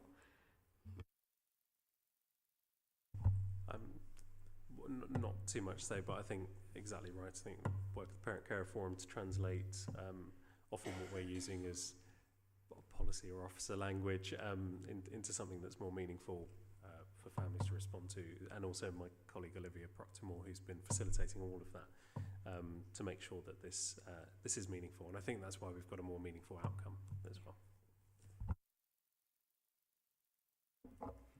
Oh, Shona. Sorry, something else occurred to me. It may be in one of the pages, sort of like quite down in the small print, but I wanted to check how we're going to measure our success. So I know that obviously the report says, you know, fewer young people will feel excluded and people will feel safe, but how are we going to measure that? What sort of, I guess, questionnaires or consultations, and do we have specific targets for how much we want stuff to improve by? Yeah, that's a really good point. Some of that will be in the action plan, if that makes, on really individual, sort of, I don't like using this term, but KPIs in terms of what we need to make sure that we're showing improvement on. And absolutely, that will be quantitative and qualitative data. So that could be surveys and talking directly to children, young people and families, or that could be through the data that we see coming through the system as well. So there will be multiple ways of us measuring impact. For me, and I know this sounds sort of, it's also about how the system feels, and I'm really hoping that actually families and children, young people and schools and the officers and everyone involved in the system, and our health colleagues who are also here tonight as well, and social care who's also here tonight, will feel that difference in the system. And that's a little bit more difficult to measure sometimes, but we will have some of those measurables that we can come back and report on as well, if that makes sense. And Sarah? Thank you. This is actually more of a comment than a question. Firstly, I just want to say to the young people, as has been said, thank you so much for coming here, and thank you for speaking to us.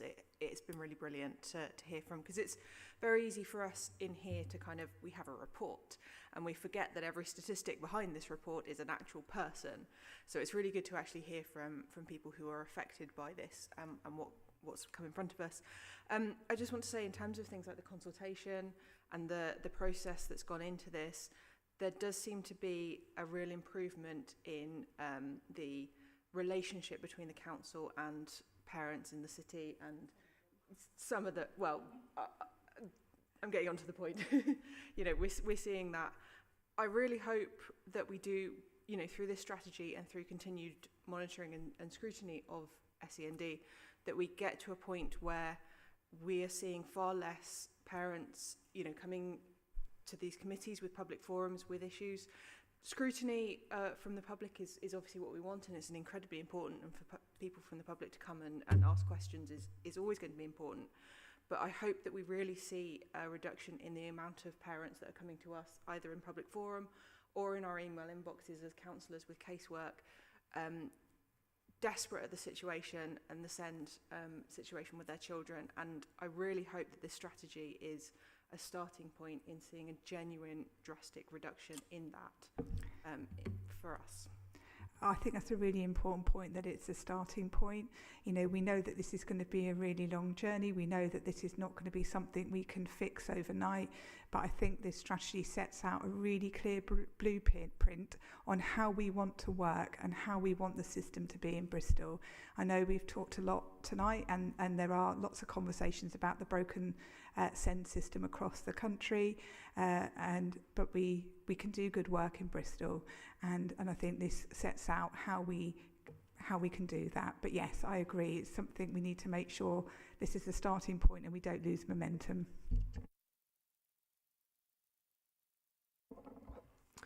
Okay, it appears that there aren't any more comments or questions. So thank you very much. So it falls to me then. So This report is seeking approval to publish what is now the final version of the Send and Inclusion Strategy 24 to 28. And that's following the second round of feedback and consultation. It's a key decision because it affects every ward.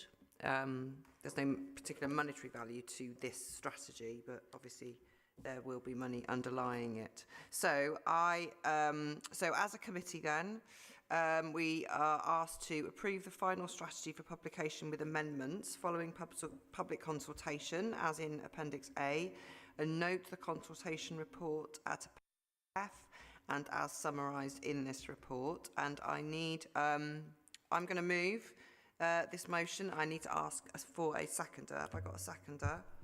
I'll second the motion. Thank you very much. And then I need those. So for the voting, we're going to have hands up to make it really clear. So can I have hands up for those that are for recommending this motion?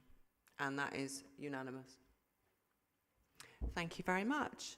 And thank you very much for our guests. And we're going to move on. But you're welcome to stay if you wish to listen to the next agenda item. Thanks. Which is, going back, it is...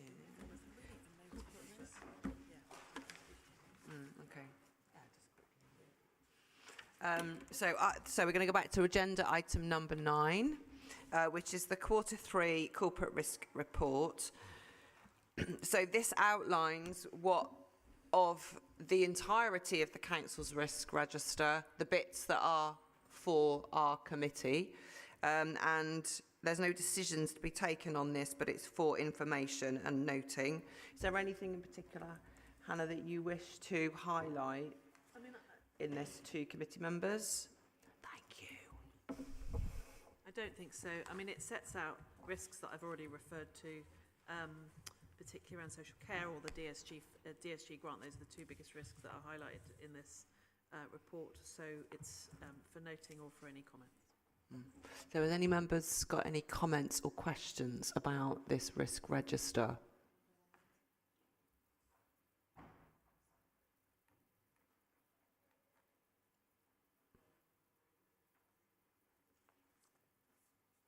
Okay, I'm going to take that as a no then. No, you have. Oh, okay, you are. Okay, Kasia, go ahead.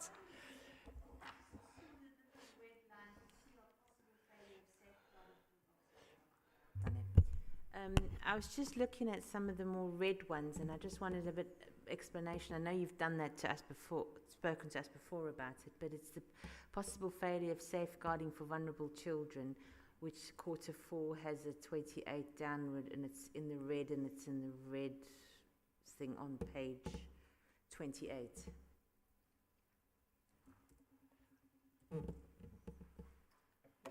It's the threat risk performance summary.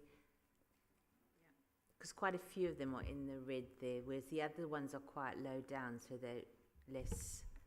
Yeah, and I think, I mean, it's here as a standard risk, which just by definition we're continuing to manage.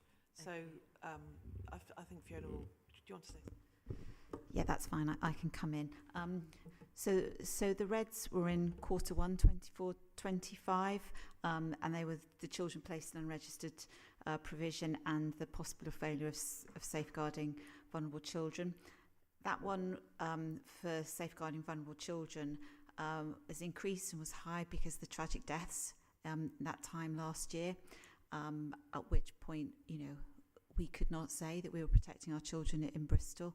And so that's why it was red at that point. It has improved since then, and it's really improved really from the conversations and the reports we've had here in terms of the infrastructure that's been put around and the work that we're doing within the communities. So that's why it looks like that.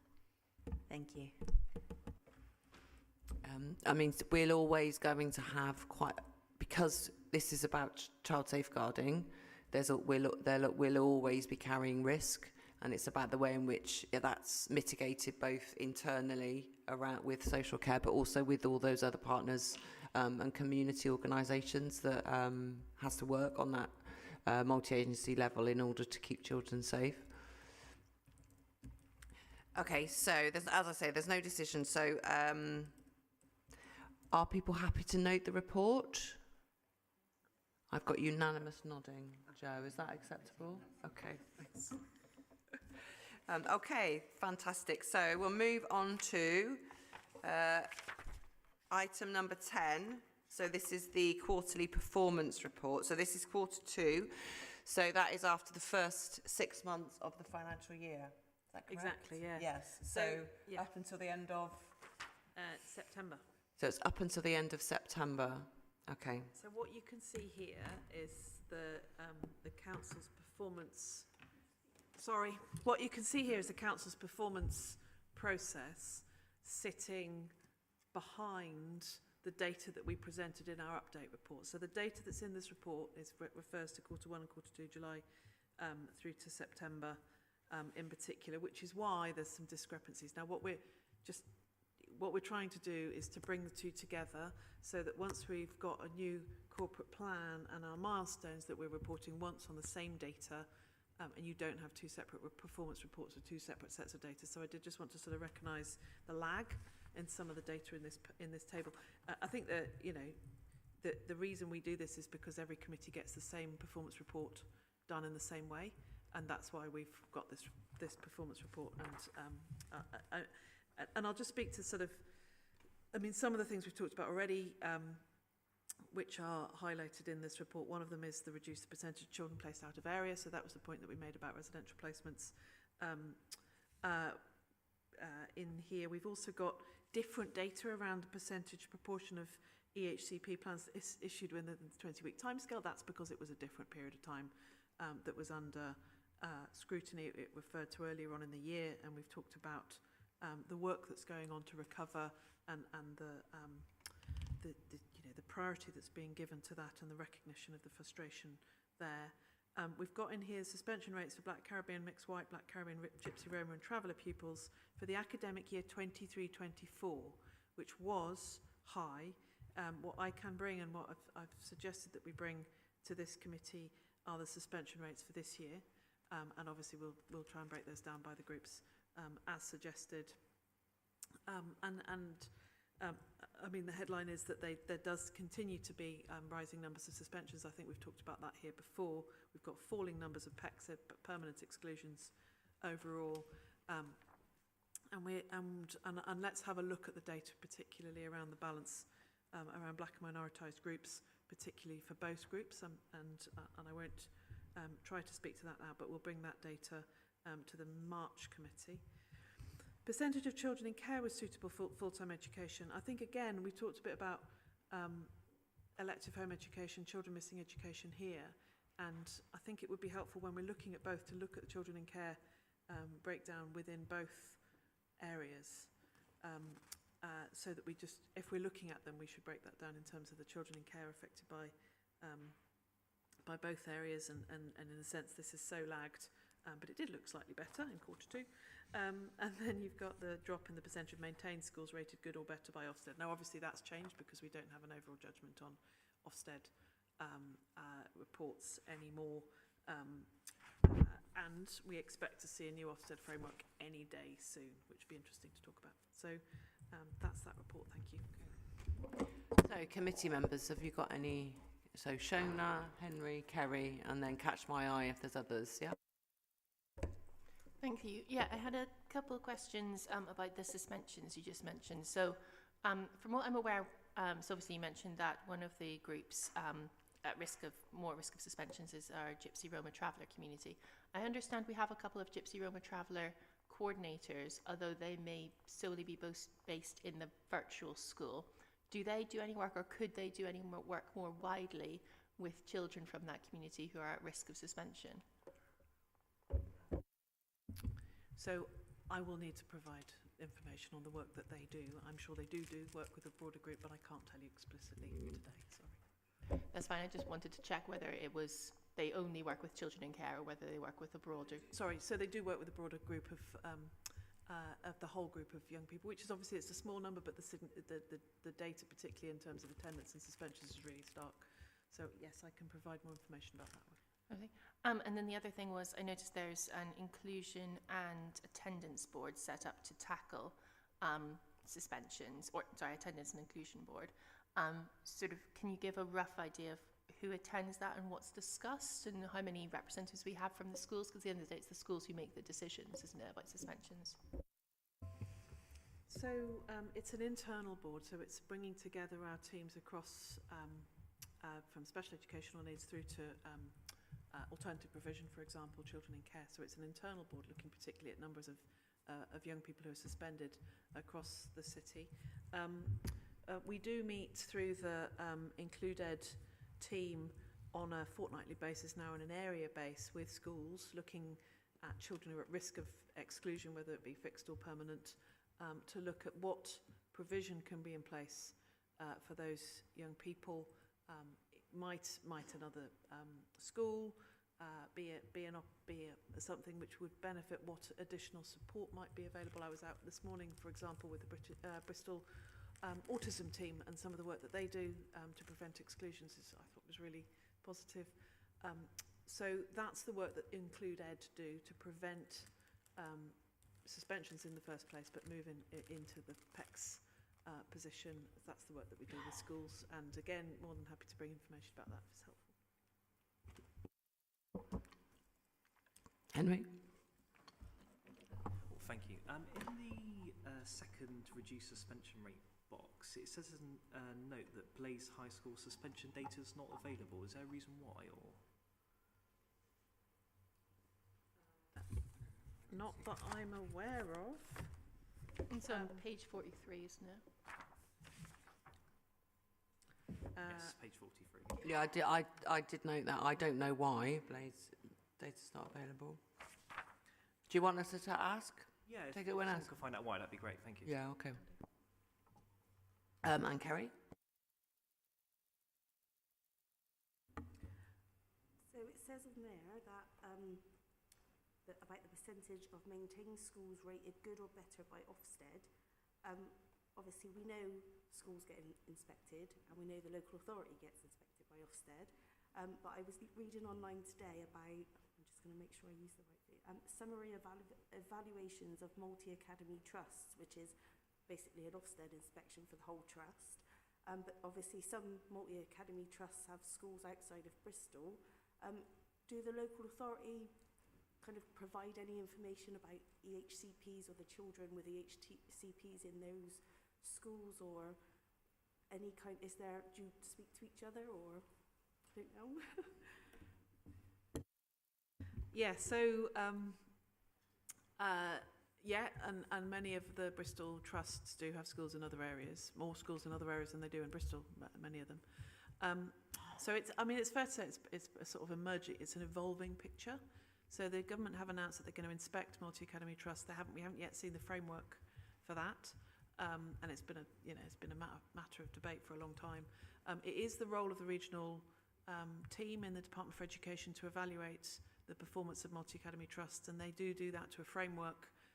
They're civil servants, so they're not, inspectors or regulators in that way, but they do that to a framework which looks at performance, but it also looks at how inclusive are the schools in the multi-academy trust. Now, of course, the big debate, you measure that in a way that's fair and comparable and sensible, but they do look at data,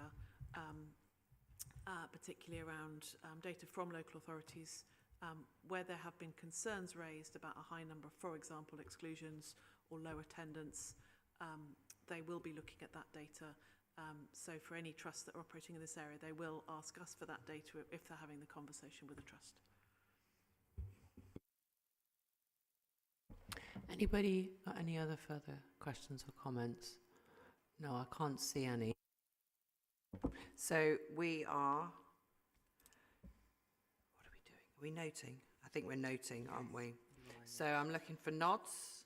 I've got unanimous no. Yes, unanimous nods. Thank you. Excellent, thank you. So that finishes agenda item 10. We've done number 11. So that moves us on to agenda item number 12, which is the Trading with Schools price increase proposals. So this is a non-key decision, but this is something that we need to approve, and I'll hand over to Ali Mannering, who is the head of Trading with Schools, going to introduce and outline what's in the report. Thank you. Thank you. So the purpose of the report I'm bringing today is to seek approval to publish draft price increases for the 25-26 financial year. These price increases will be subject to full council approval as part of the budget setting process in February. So the council determined an inflationary increase of 2% for fees and charges from the 1st of April 2025, and that was a minimum amount in line with CPI in September 2024. And using this information, officers are required to recommend price increases for their service areas which are appropriate to ensure full cost recovery whilst offering benchmark rates within the marketplace, but also demonstrate value for money to ensure the council is compliant with its best value duties. So the council scheme of delegation states that for fees and charges that are proposed to be above that minimum determined rate of 2%, full council approval is required. So Trading with Schools annually reviews prices and the cost of service delivery across all of the services that council offers to educational settings, and that has been undertaken this year, an in-depth review of all prices and cost bases. And it's been identified that inflationary increases, when you consider pay awards, national insurance contributions, would not be covered. Full cost recovery would not be covered by implementing the minimum 2%. So the price increases therefore included within the council's budget setting proposals for approval at full council next month would be for school support and education services, a 5% increase, with the exclusion of the internet service, where we'll hold the price there for the next financial year, and 10% for HR, payroll and consultancy services.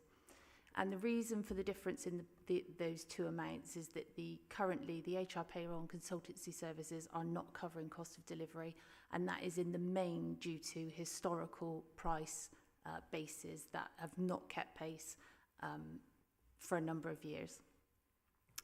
So recognising that timeline for approval at full council will delay communication of these price increases to customers. So pre-committee system, we would always advise customers, our schools, around about December of what the future year price increases would be, giving them a good amount of time to review their purchasing decisions. So under the new system, we're acknowledging that it will be at least the end of February before we're able to communicate those price increases to schools. So the ask is that I'm able to go out with provisional price increases to schools, and that will coincide with schools getting their budget allocation, so they will know what their budgets will be for the next year. They will then know what the prices are for all of our goods and services, and they will be able to take some time to review their purchasing decisions going forwards. And there's two real main reasons for this. The first reason is that so that the schools can get on and plan their budgets, especially LA maintained schools, because they are on a tight deadline to set their budgets and get approvals through their governing bodies ready to meet the statutory delivery dates of budget returns. And also it's about maintaining positive customer relationships with our customers who are all customers by choice, and they do not need to buy our services. So it's purely a customer relationships from that perspective. So the ask is that committee approves the proposal to publish those price lists ahead of approval next month, enabling us to give the schools good opportunity to do their budget planning. Thank you. Thank you very much. So I'm looking, so Sarah. Okay, go ahead. And anybody else? Thank you. Can I just ask, where will those price increases likely to put us in terms of comparative to the rest of the market and other alternative providers that schools can go to? It's really difficult because obviously a lot of the information is commercially sensitive, so benchmarking is really, really difficult. The way I measure those things is the repeat purchasing of services. So schools are not committed any more than a one-year term. So schools would go to the marketplace and they would seek best value, and we would support them to do that. Overall, that is what we want, is schools to get the absolute best deal. So I would say we are comparable in the marketplace. There are certain services we know it's challenging to be competitive, but yeah, we do our best, and we have really strong customer loyalty, so customers decide to buy our services year on year. Okay, any other comments or questions? Gotcha. This is rather from a wider perspective, but if you if you put the prices up, is it likely that you keep your customers, or might there be a sort of flat customer flat, and then we actually get less money? There's always a risk. There's always a risk when we increase prices. I have to say, it's about the quality and it's about the extended offer. So we offer a joined up service where we'd hope that unique selling point, meaning that if customers buy from us, we can link them to other council services. So there is always a risk. I would just hope that, and I know our customers value our services, and I would hope we'd be able to retain our customers. We'll do our best. Okay. Anybody else? No? Okay, so if...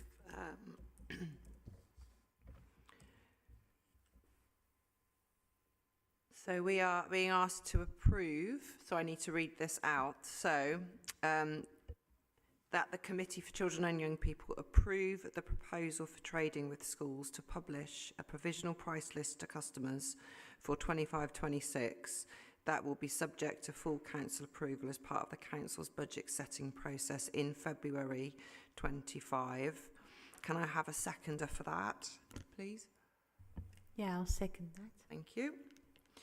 And then we need to vote in the same way. So if those who are voting for permission to publish, please raise your hands. And that's unanimous. Okay, thank you very much. Thank you. Thank you. Huh? Thank you. Okay, so that takes us to agenda item 13, which is the Families First programme business case. And this is very much children's social care paper. And I'm going to hand over to Fiona to give us a rundown and an introduction. Oh, are you doing it? Oh, are you doing it? Okay, so sorry.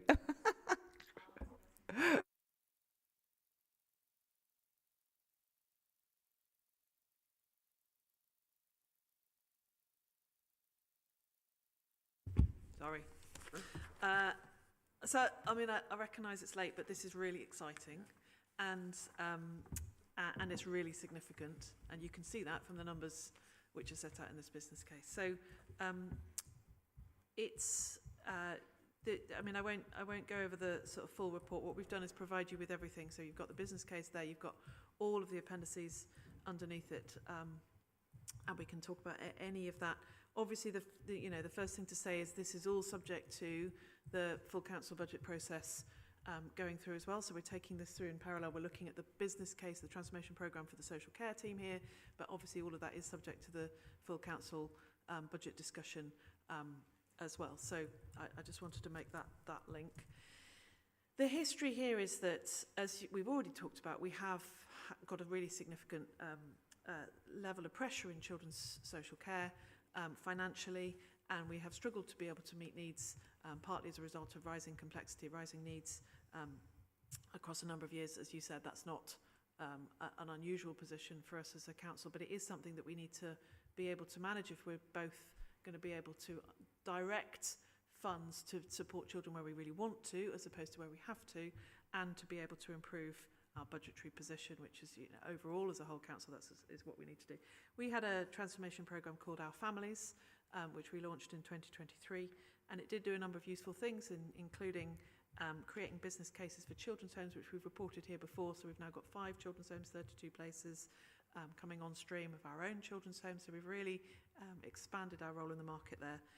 We did a lot of work around children's workforce and children's services workforce, and being able particularly to increase the pay of social workers is something we've been able to do as a result of that work, which was important. There are a number of other capital things that we did within that programme which have made a difference. However, because it looked particularly at the sort of the supply side of providing more placements for children and young people, and not so much the prevention side, it hadn't managed, or we haven't seen an impact on preventing children coming into care or meeting needs earlier, and that's one of the reasons why we've seen continue to see an overspend against that budget, which we've reported on every time we've met. So this paper and business case proposes an approach which builds on our families but adds a really strong focus around early intervention and prevention, working with families, vulnerable families and young people as early as possible. And it sets out in detail a number of the areas that it looks at. So, for example, there's a piece of work here around a piloting family hub work around, particularly in South Bristol, where we bring together partners around the family hub. So we are working particularly at the earliest possible phase, including in the early years, but also with youth services to identify and support vulnerable families as early as possible. And the main significant area of this is around the edge of care. So it does include, as is set out in the papers, 1.9 million additional funding for social care staff into Bristol Social Care Services, which is obviously really good news, particularly in the context of a tight financial climate. It's really, really good news, and we're delighted that that's a proposal that's on the table. And Fiona will speak better than I do to this. What we will be able to support the recruitment of those members of staff, because they will not be social workers, they will be the level below social workers, will be family support workers, and therefore we're able to increase our capacity and provide routes through into social work should that be something that they want to do. There's also proposals in here around improving our recruitment of foster carers, the support for foster carers in the city, which is, again, as we know, has been a long-standing challenge in this city and in other cities across the country.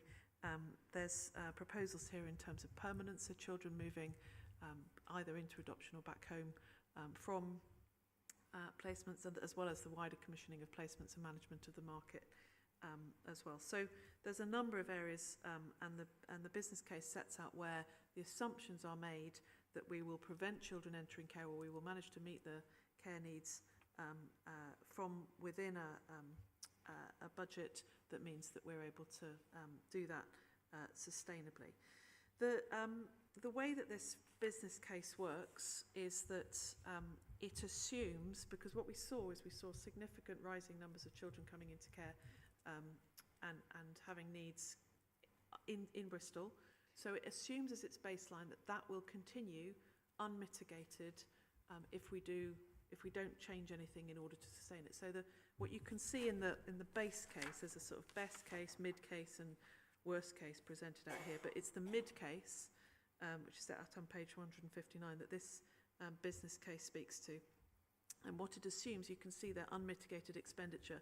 If we do nothing, we will continue to see that really significant rise in terms of demand on our services. These are statutory services, so we don't often have much option when children present if we don't do anything else. And then what it does is it quantifies the benefits from being able to meet needs, and therefore you've got a target which sees our sort of mitigated approach. You can see which is obviously much reduced. You can see there the additional practitioners, 1.9 million. You can also see some additional transformation funding in order to be able to do that. And then the overall quantum basically says that we need additional funding into the services every year in order to make these savings. So this is a business case that invests in social care in order that we can recommission placements in order to make savings over the long term. Overall, there's £30 million worth of savings across 5 years. It's really significant, but we have more funding. We have £50 million coming into the social care budget over that period of time, recognising the pressures that are rising. Plus, we've got additional funding into the social care team to be able to meet those needs. So that's how the business case works. It has been developed with a lot of external support and advice, guidance and evidence base. It does assume, and we ask for this in the recommendations, it does assume that we will procure a strategic partner to be able to support us to deliver this. That's because obviously we are an operational service, and we are at all times working with a large number of young people who have very significant needs. Being able to change the way that the service requires additional capacity alongside the operational working of the service. So we will be, our proposal is that we go out to procure for a strategic partner. We will do that in a sort of fair procurement way, so we'll do that with a level playing field. We'll, invite bids, and there are a number of players in the market who would be able to do that to us, and we'll assess it obviously in the way that we normally would. And I think it is essential, if we are to be able to transform the way that we work with children and young people, that we do have that additional capacity to be able to do that, and to keep the model, so we don't have more children coming through and going into placements and creating the level of budget overspend that we have seen to date. We need that capacity to be able to make those sustainable changes. I mean, it's fair to say that it's an ambitious proposal. It's got some. It requires bravery, I think, in terms of both investment in social care as well as savings from social care. I think the sort of most important thing is that it is led by us, and particularly by Fiona and the team in the service, in the spirit of wanting to support and meet needs for children and young people across Bristol. And so it's practitioner-led and supported by the corporate resources of the council, and therefore we're all in the best place. The more we can meet needs for children and young people earlier, the better it is for our budget. So probably, Fiona, is there anything you wanted to add or say? And yes, thank you. So I'll come to you. So one of the things that we are intending to do in our procurement process is that we are going to set out that we would expect any strategic partner, obviously we would need to pay them, but their payment would be based on very clear stipulations in terms of results delivered by this programme. So they would be contingent, it would be a payment by results procurement, which a number of strategic partners do nowadays, but basically they wouldn't be paid unless we saw the results that we are expecting set out in this business case. So yeah, thanks. And that's in the papers. Thank you. Fiona, would you like to add or anything, or should I go to? I'm sure there'll be quite. This is quite a substantial piece of investment. Okay, so I'm looking to my committee members. Yep, hands up. Okay, I thought there might be lots of stuff. So Katya, Kerry, Susan, Ellie, Shona. Okay, let's go with Katya and catch my eye. Anyone who hasn't done so far. I was very impressed with this particular piece of work. I really do believe in prevention rather than trying to find mitigating circumstances afterwards. We've seen a number of press reports in the papers recently of some extremely tragic cases where things weren't picked up early enough, and I know those are the tip of the iceberg, and most cases won't end up being that extreme. However, the thing I'd like to know and try to find out is, this tells you about strategic partners, and it talks about a lot of council speak, and for the sakes of our people that are watching us and the sake for the community, what kinds of things do you do as an early intervention in a family where you might find some problems, or you might find some concerns? What kinds of the things that our strategic partners would be doing actually on the ground, or the social, what they call social care assistants? Family support workers. What kinds of things would they be doing, just for information for everybody to understand what kinds of things we're talking about?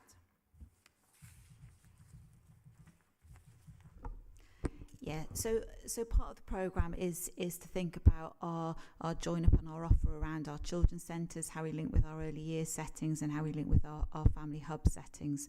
So we've talked about family hubs here before. Family hubs are there to support families with children from 0 to up to 25. We actually have 3 physical family hubs currently.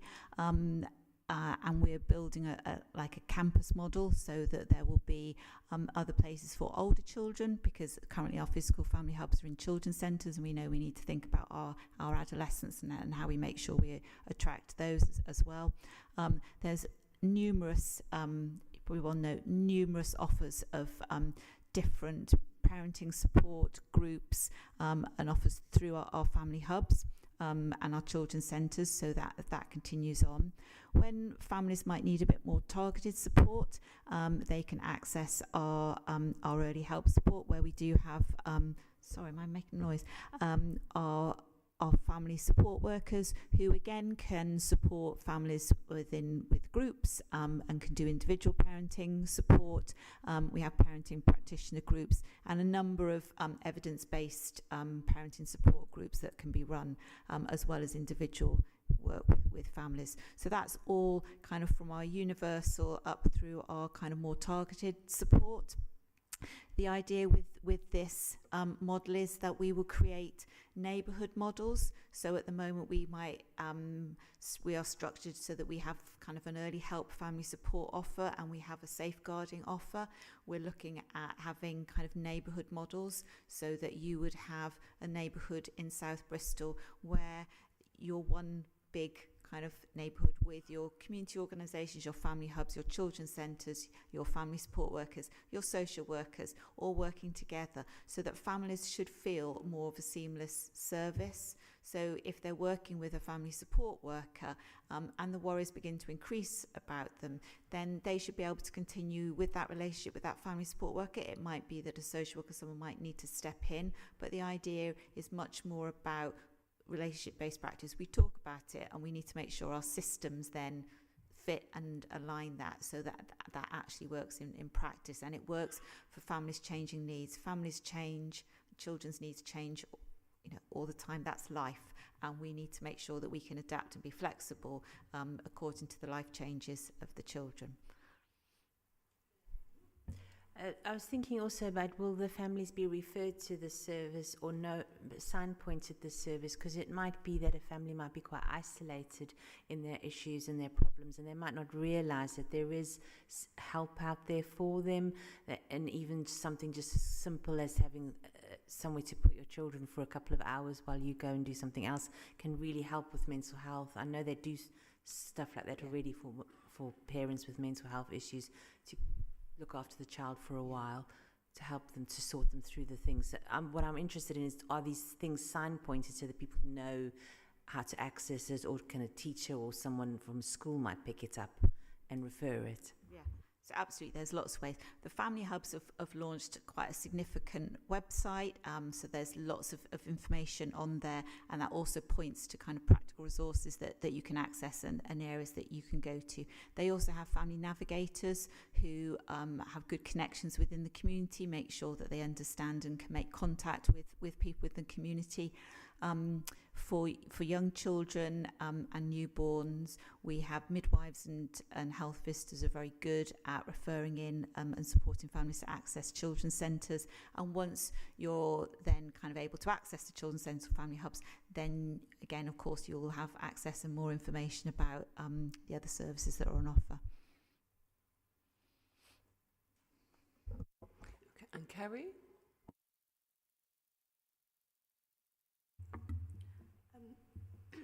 Thinking about keeping families together, obviously we know older children are more likely to go into care 16 plus. So, you don't just suddenly start having problems when you're 16. There's usually a build up to that, and we know lots of those young people probably have special educational needs. So, how can we help them apply for things like EHCPs? And we know we're really behind the targets, but we've only 3% are completed in the 20-week time frame. So if it takes 50 odd weeks to get that EHCP finalised, that's like nearly a year. In that year, those young people could be taken into care, or foster care, or whatever kinship care, whatever kind of care that looks like. And sometimes having that EHCP and that extra support might prevent that. So how can we help those kids that really, really need those EHCPs to stop them going into care? So I suppose what I would talk about in terms of, from my perspective, not in terms of kind of the access in the HCP, but in terms of that wait. So our front door that we just talked about earlier will remain the same. So any member of the public yourselves, anybody can call and ask for support, and that is for access to all our services. So that isn't just if they're worried about a child, a safeguarding issue, that's about our early help services and anything. So everybody can kind of call into that front door. And what we're hoping is that with this we will have more capacity throughout our whole system. So it talks about investment in our practitioners, and the idea is that we will reduce the numbers of children allocated to practitioners, and that means that if you have a family support worker or family key worker, they would hopefully have less children that they're working with and can work more intensively with the children, so that there is support at all points to hopefully prevent children escalating to getting to the point of needing to come into care. For those children who do present and we're really worried about and we haven't been able to work with them any earlier and other agencies haven't, we are putting a more dedicated team in our front door to really look at strengthening family support and preventing children coming into care, but in a more kind of intensive support for those children, because precisely what you say, we can see those older children coming in, and we've also through this increasing the capacity of our social workers who are working with 16, 17-year-olds who are at risk of homelessness, which is the same issue. So that might, it's more about working with them to support them back with their families, because we know, even when they're 16, 17, it's better for them to be with their families. So that would be some of the work that's going on.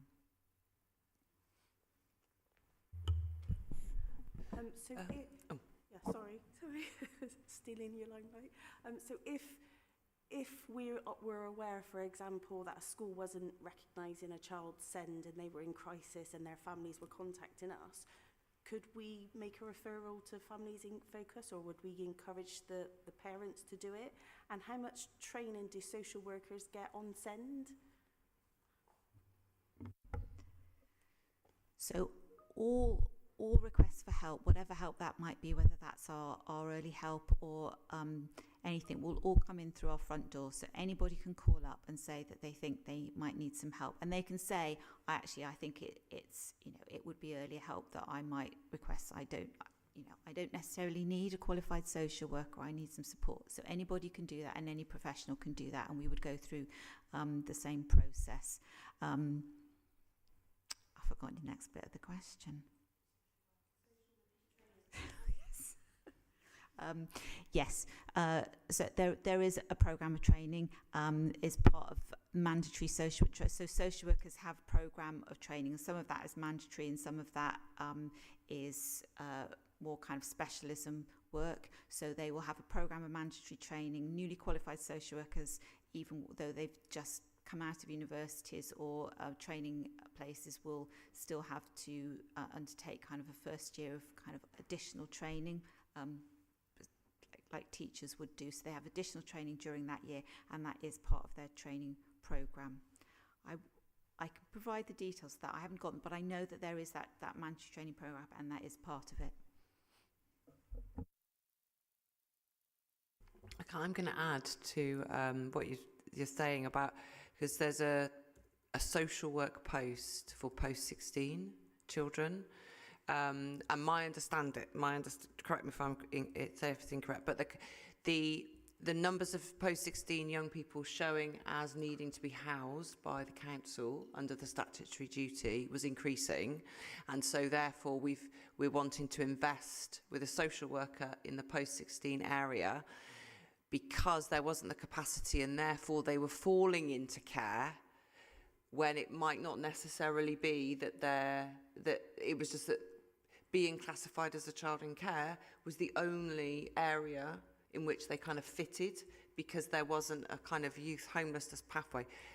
Can you expand on that? That's correct, isn't it? Yeah, that is correct. So the youth homeless social worker, in a sense, we have a social worker currently, but we wanted to increase the capacity. The first reason we want to increase the capacity is to do the work with the family, to support the young person to remain within their family, and that might not be with their carers their parent, and it might be that there are other family members that we can support that young person to be with. So it creates more capacity to do some more intensive family work to enable that child, if they're still a child, to remain within their family network and within their community in Bristol. If we think that they are unable to, we will undertake a joint assessment with our housing colleagues about what their needs and their requirements are, and the child also has a clear view about whether they want to become a child in care. That's a significant step for a child, and the child can decide that they want housing provision, but they don't want to be a child in care. So we work through that with our housing colleagues. We know that there is capacity issues in terms of our supported housing accommodation in the city, and so we might look to a young person who might want to move into housing, is struggling to kind of access housing through that pathway. Our child might need to come into care for a period of time where we can provide some of that care for them. So it's about increasing the capacity to be able to do more of that work and hopefully prevent children coming down that pathway into care. Thank you. And this also speaks to some of the housing crisis for when younger people might get to a certain age and then they feel that they need to sort of seek to become independent because of the housing crisis that families are currently, so many families are facing, unfortunately. Councillor Collar?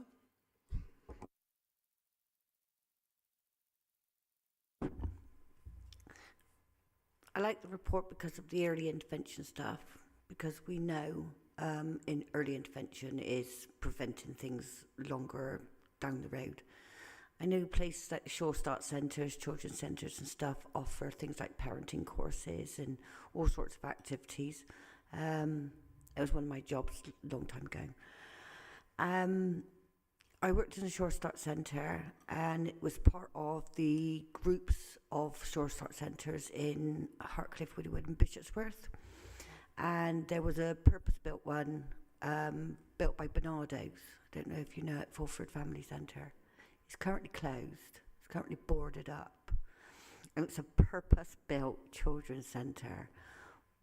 What is the likelihood futuristically that could be brought back into being a children's centre in that area, offering a range of services that this kind of thing would be totally useful for, in terms of a wicked resource in the community that was really oversubscribed and used incredibly well.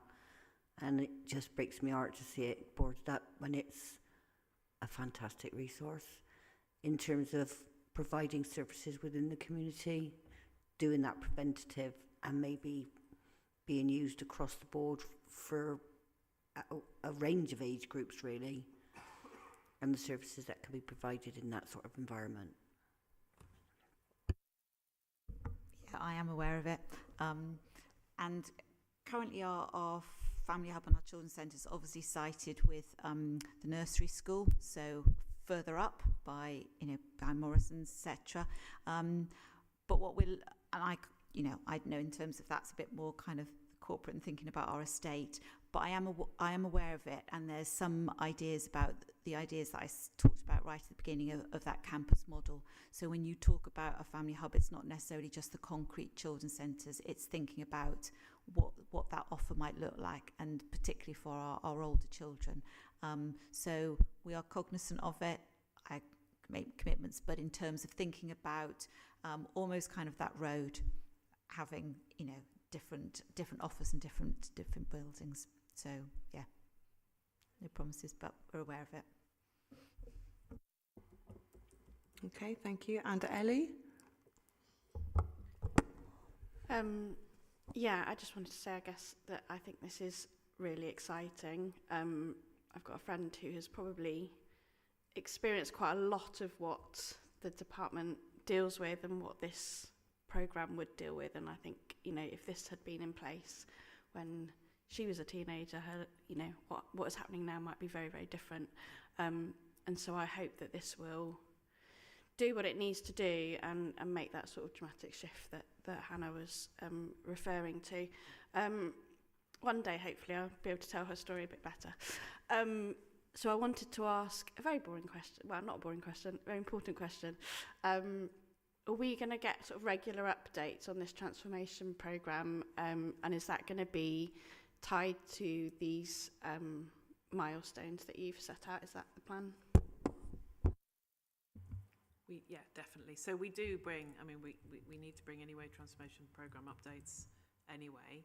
What you'll see is it'll start to thread through into the performance data as well as the finance data. So we need to think about how we do that. But yeah, I mean, one of the benefits of having a bit of change capacity is that we need to make sure that we're reporting really, really clearly and transparently on the changes that are made, and also where we're not able to make the changes and what we're going to do about it. So, yes.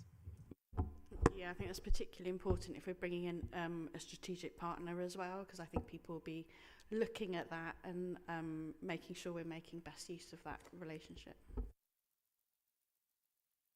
And Shona?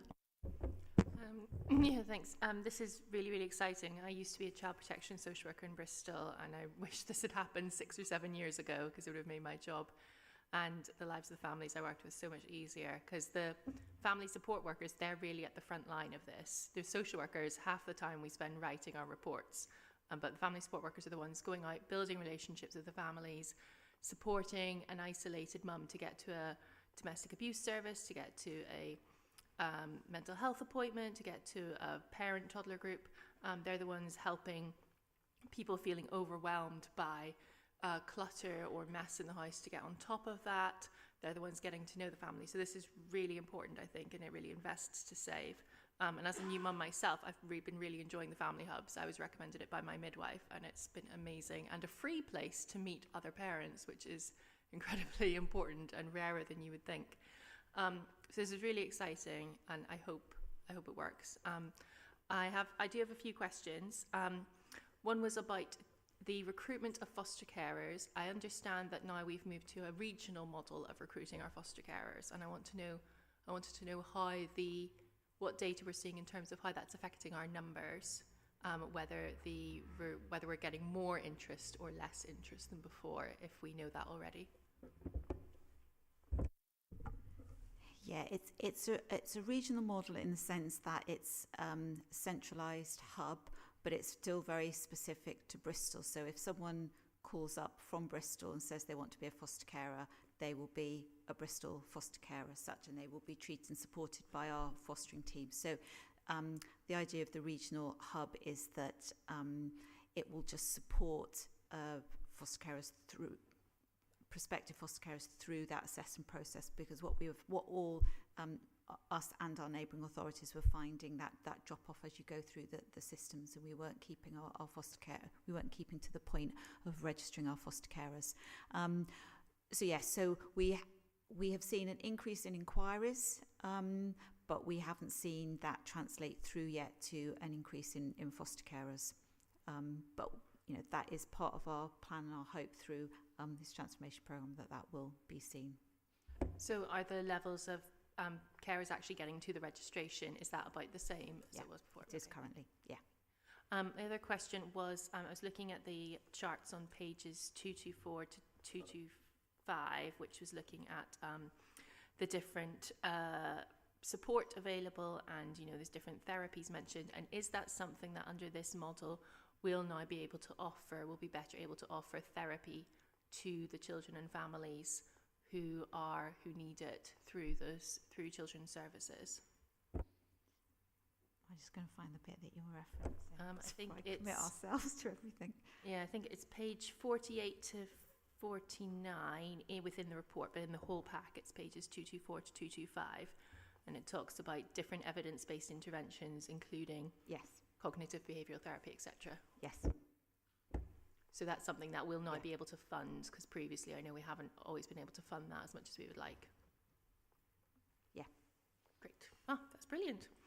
And then a couple more questions, sorry. And so there will obviously be a slight restructuring, transformation. I presume we aren't going to fire and rehire any social care employees, and I presume they won't their pay packets won't be worse off as a result of this. They'll be able to maintain roughly the same roles. Yes, so we're on a significant programme of recruitment and transformation. So I would say, in terms of reflecting from what a number of you have said about kind of it's exciting, this is probably the first time that as the Director of Children and Families, I've felt a workforce that feels valued and motivated and excited about this. We don't underestimate the ask and the expectations of us, but I think there is a motivation because it's about how people want to practice. We're talking about having reduced numbers of children allocated to them. We're talking about, the practice that they want to practice. We're talking about reducing children coming into care, having stability for our children in care and enabling them to exit care smoothly. That's what social workers and practitioners want to do. So that's really positive.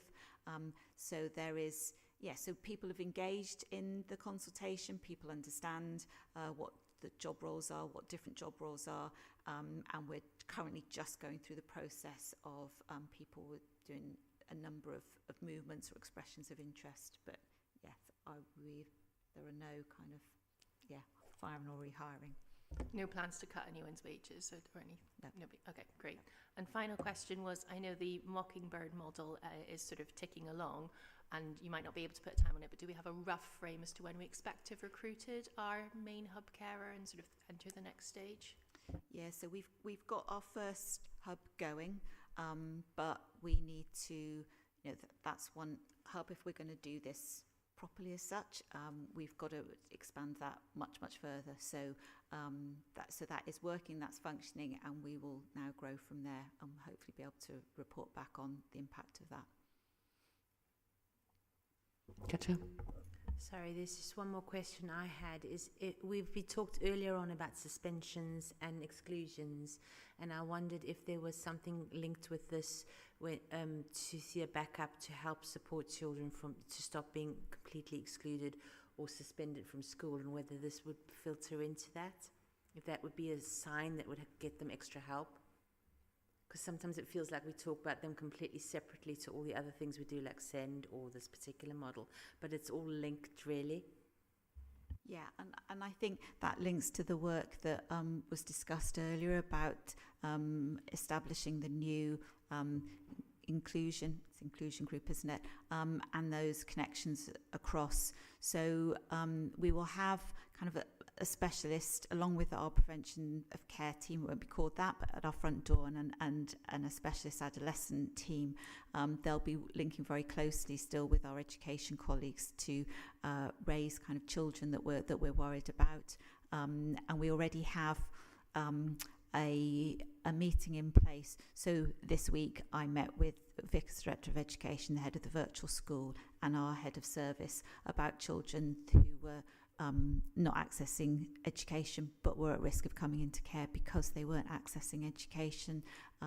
That's their safe place, but also the stress for parents caring for a child all the time if they're not accessing education. So we have that kind of format that we can meet and then try and unpick and resolve that for those children.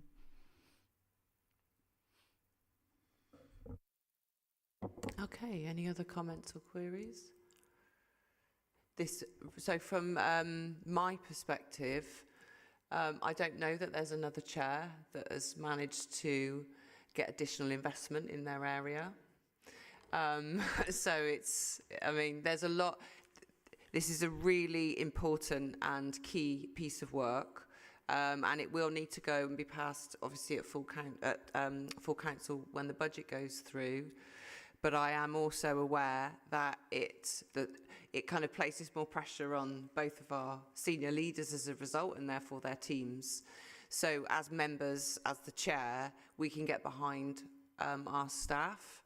It's really pleasing to hear that there's a motivation that comes alongside this, and that actually some of our staff probably in this area haven't been working as in the way that maybe they would best wanted to have, the way that they best want to. Staff work with children and families because they want to support them, and they want children to have better life chances and better life pathways. That's why we're kind of in the business that we're in. So this will obviously come back to us once it's gone through full council and the budget, and we will be following this quite closely. So will other sort of people in the administration, but from a slightly different angle.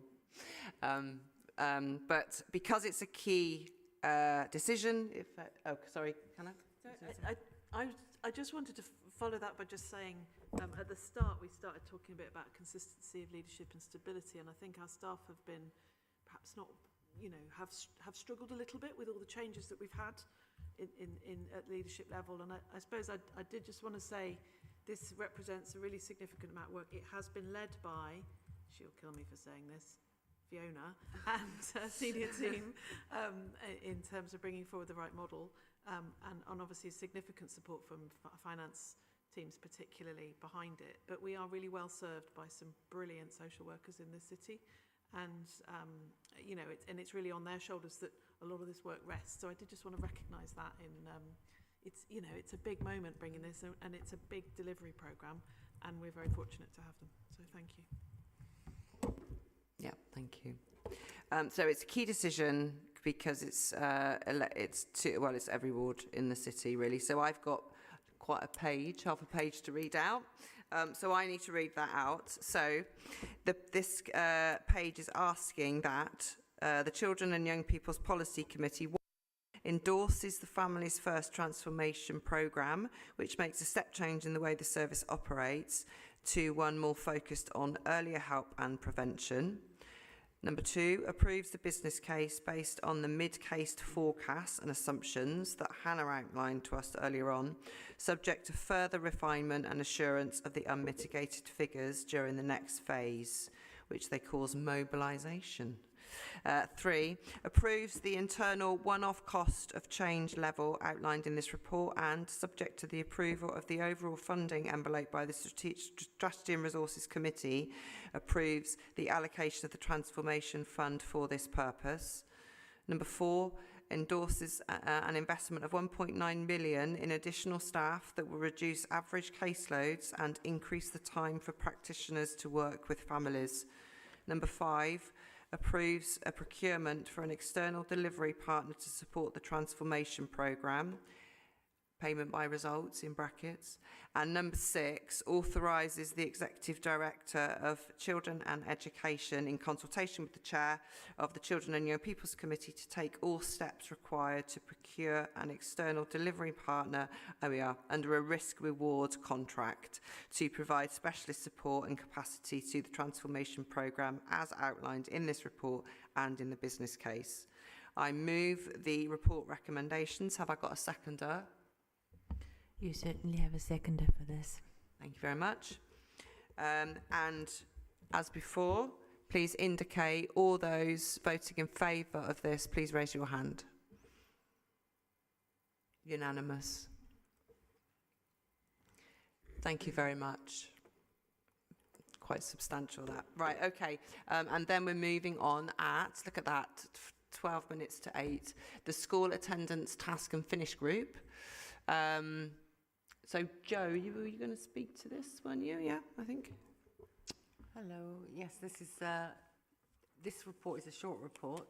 This is a non-key decision for you to formally establish a task and finish group for this policy committee. The task and finish group would meet outside of the public meetings and would have some closed meetings. That the actual format and how often and how many meetings you want to have are still to be agreed, but this report is just a formal notification to say that you're going to establish that group and this is the piece of work that you're going to do. At some point over the next couple of months, a report will be produced from the work that you do, and any recommendations or conclusions that you come to, we'll produce a report and we will bring it back to committee for you to publicly, formally agree those recommendations or conclusions. But this is just really to kickstart that process, to formally agree for you as a committee to agree that you want to take this piece of work forward. And as I understand, not all task and finish groups are the members of the committee, but I understand that this committee does actually themselves want to do this piece of work. we can work out the finer details over the next week or two. But this is really just to kickstart that process and formally establish you as a group to take this piece of work forward. I don't know if you want to say anything about the actual details of the work itself, about what you want to look at and why you want to do this piece of work. Yeah, I mean, we did meet online to discuss kind of the scope. I don't know whether anybody, Kato, did you want to just outline, because it's quite... I'm trying to find the report. There's a huge, I mean, attendance is massive, so we did try to focus down a bit more, just about expect. I think we felt we wanted to focus down, because if you have a work group and you're discussing too much, you will spread out too much, and then your recommendations won't make a difference. And I felt like all of us, I think, felt that if we focused it down to one particular group, and we looked at what Hannah had previously told us about a certain group of Key Stage 3 students that don't attend, so it's not that don't attend school on a semi-regular basis, not the ones that are completely not attending school at all. And I wondered if it connected with many other issues like the pandemic and poverty and various different things, but we don't know. So we'd like to get all the figures together, and then we'd like to see within us whether we can find some recommendations. And more importantly, I would like to stress that I would really like young people's voices to be heard by us, and I think it's a good arena for them to contribute. Specifically those that don't attend, that'd be really nice. Well, maybe I'll invite you a lot. Could we have some kids included in that, like pupil referral units, like Lansdowne or wherever? We'll have to find out the logistics of it, but they're in a school, but not in mainstream schools, so they're kind of in between, aren't they? Yeah. And taking what was said at public forum, this might be also an opportunity for us to start looking at the children that aren't going, that are in Key Stage 3, and why, or what happened to them. Who started Key Stage 3, a couple of years ago, and who's no longer there? Where are those children now? And track their kind of journeys. Yeah, but that's for the scoping, really. So what we need to be doing on this is note the report and the further details that's within the document, and agree that the members of the Task and Finish group are not... March 25th, That's really just in case, if anybody, say we decided, the user group decided to meet at a time when somebody couldn't do it, then we will go back to the whips and ask them to nominate people. If anybody can't do the group, we'll go or find replacements for you, that's fine, by that March. But we'll do that well before then anyway, that was the very latest. Oh, okay, yeah. And then delegate the decision to agree the frequency and the duration of the meeting to that Task and Finish group. And Katja Hornton's going to chair that Task and Finish group. So I move the recommendation. Is there a seconder? I will second that recommendation. Okay, thank you. And raise your hands if you wish to vote for establishing the Task and Finish group. Unanimous, thank you. And at 7 minutes to 8, thank you very much to everybody that attended, to the officers and the young people and some of the staff members, parent carers that were supporting them. We're a bit emptier now. And to those in the public gallery that came along, and to other members of the public that weren't able to join us, those answers to those questions that they put in will be sent out to them, and they'll all be published. Our next CYP committee is, I think it's in March. March the 5th? I'm not sure it's 3rd or the 5th. I think it's the early March. There you go. Cam? I was just wondering, do we have any provisional dates for the next municipal year for our meetings? Yes, I do have some dates. I've had to move, sorry, there was a bit of a delay in them because they fell in the May bank holiday, so I've had to move, and then one was the WECA election. There's all sorts of stuff going on, so I've moved them and changed them. I now have a proper set of dates to send you. In fact, I've actually got a draft email ready to send you all. So yeah, we've mapped them out actually until the end of 2026, I think now. We've just gone right through. And they will mirror your current dates. We'll try to keep them so that they're literally almost the same as this year's, and they'll be the same day, same time. So yeah, I will be able to send those out to you next week, I think. Shona? Yeah, I've got the next committee meetings the evening of Thursday, the 6th of March, and then also a reminder that the Together for Send event is during Monday, the 3rd of March, for those interested. Thank you. Thank you very much, and good night. Thank you.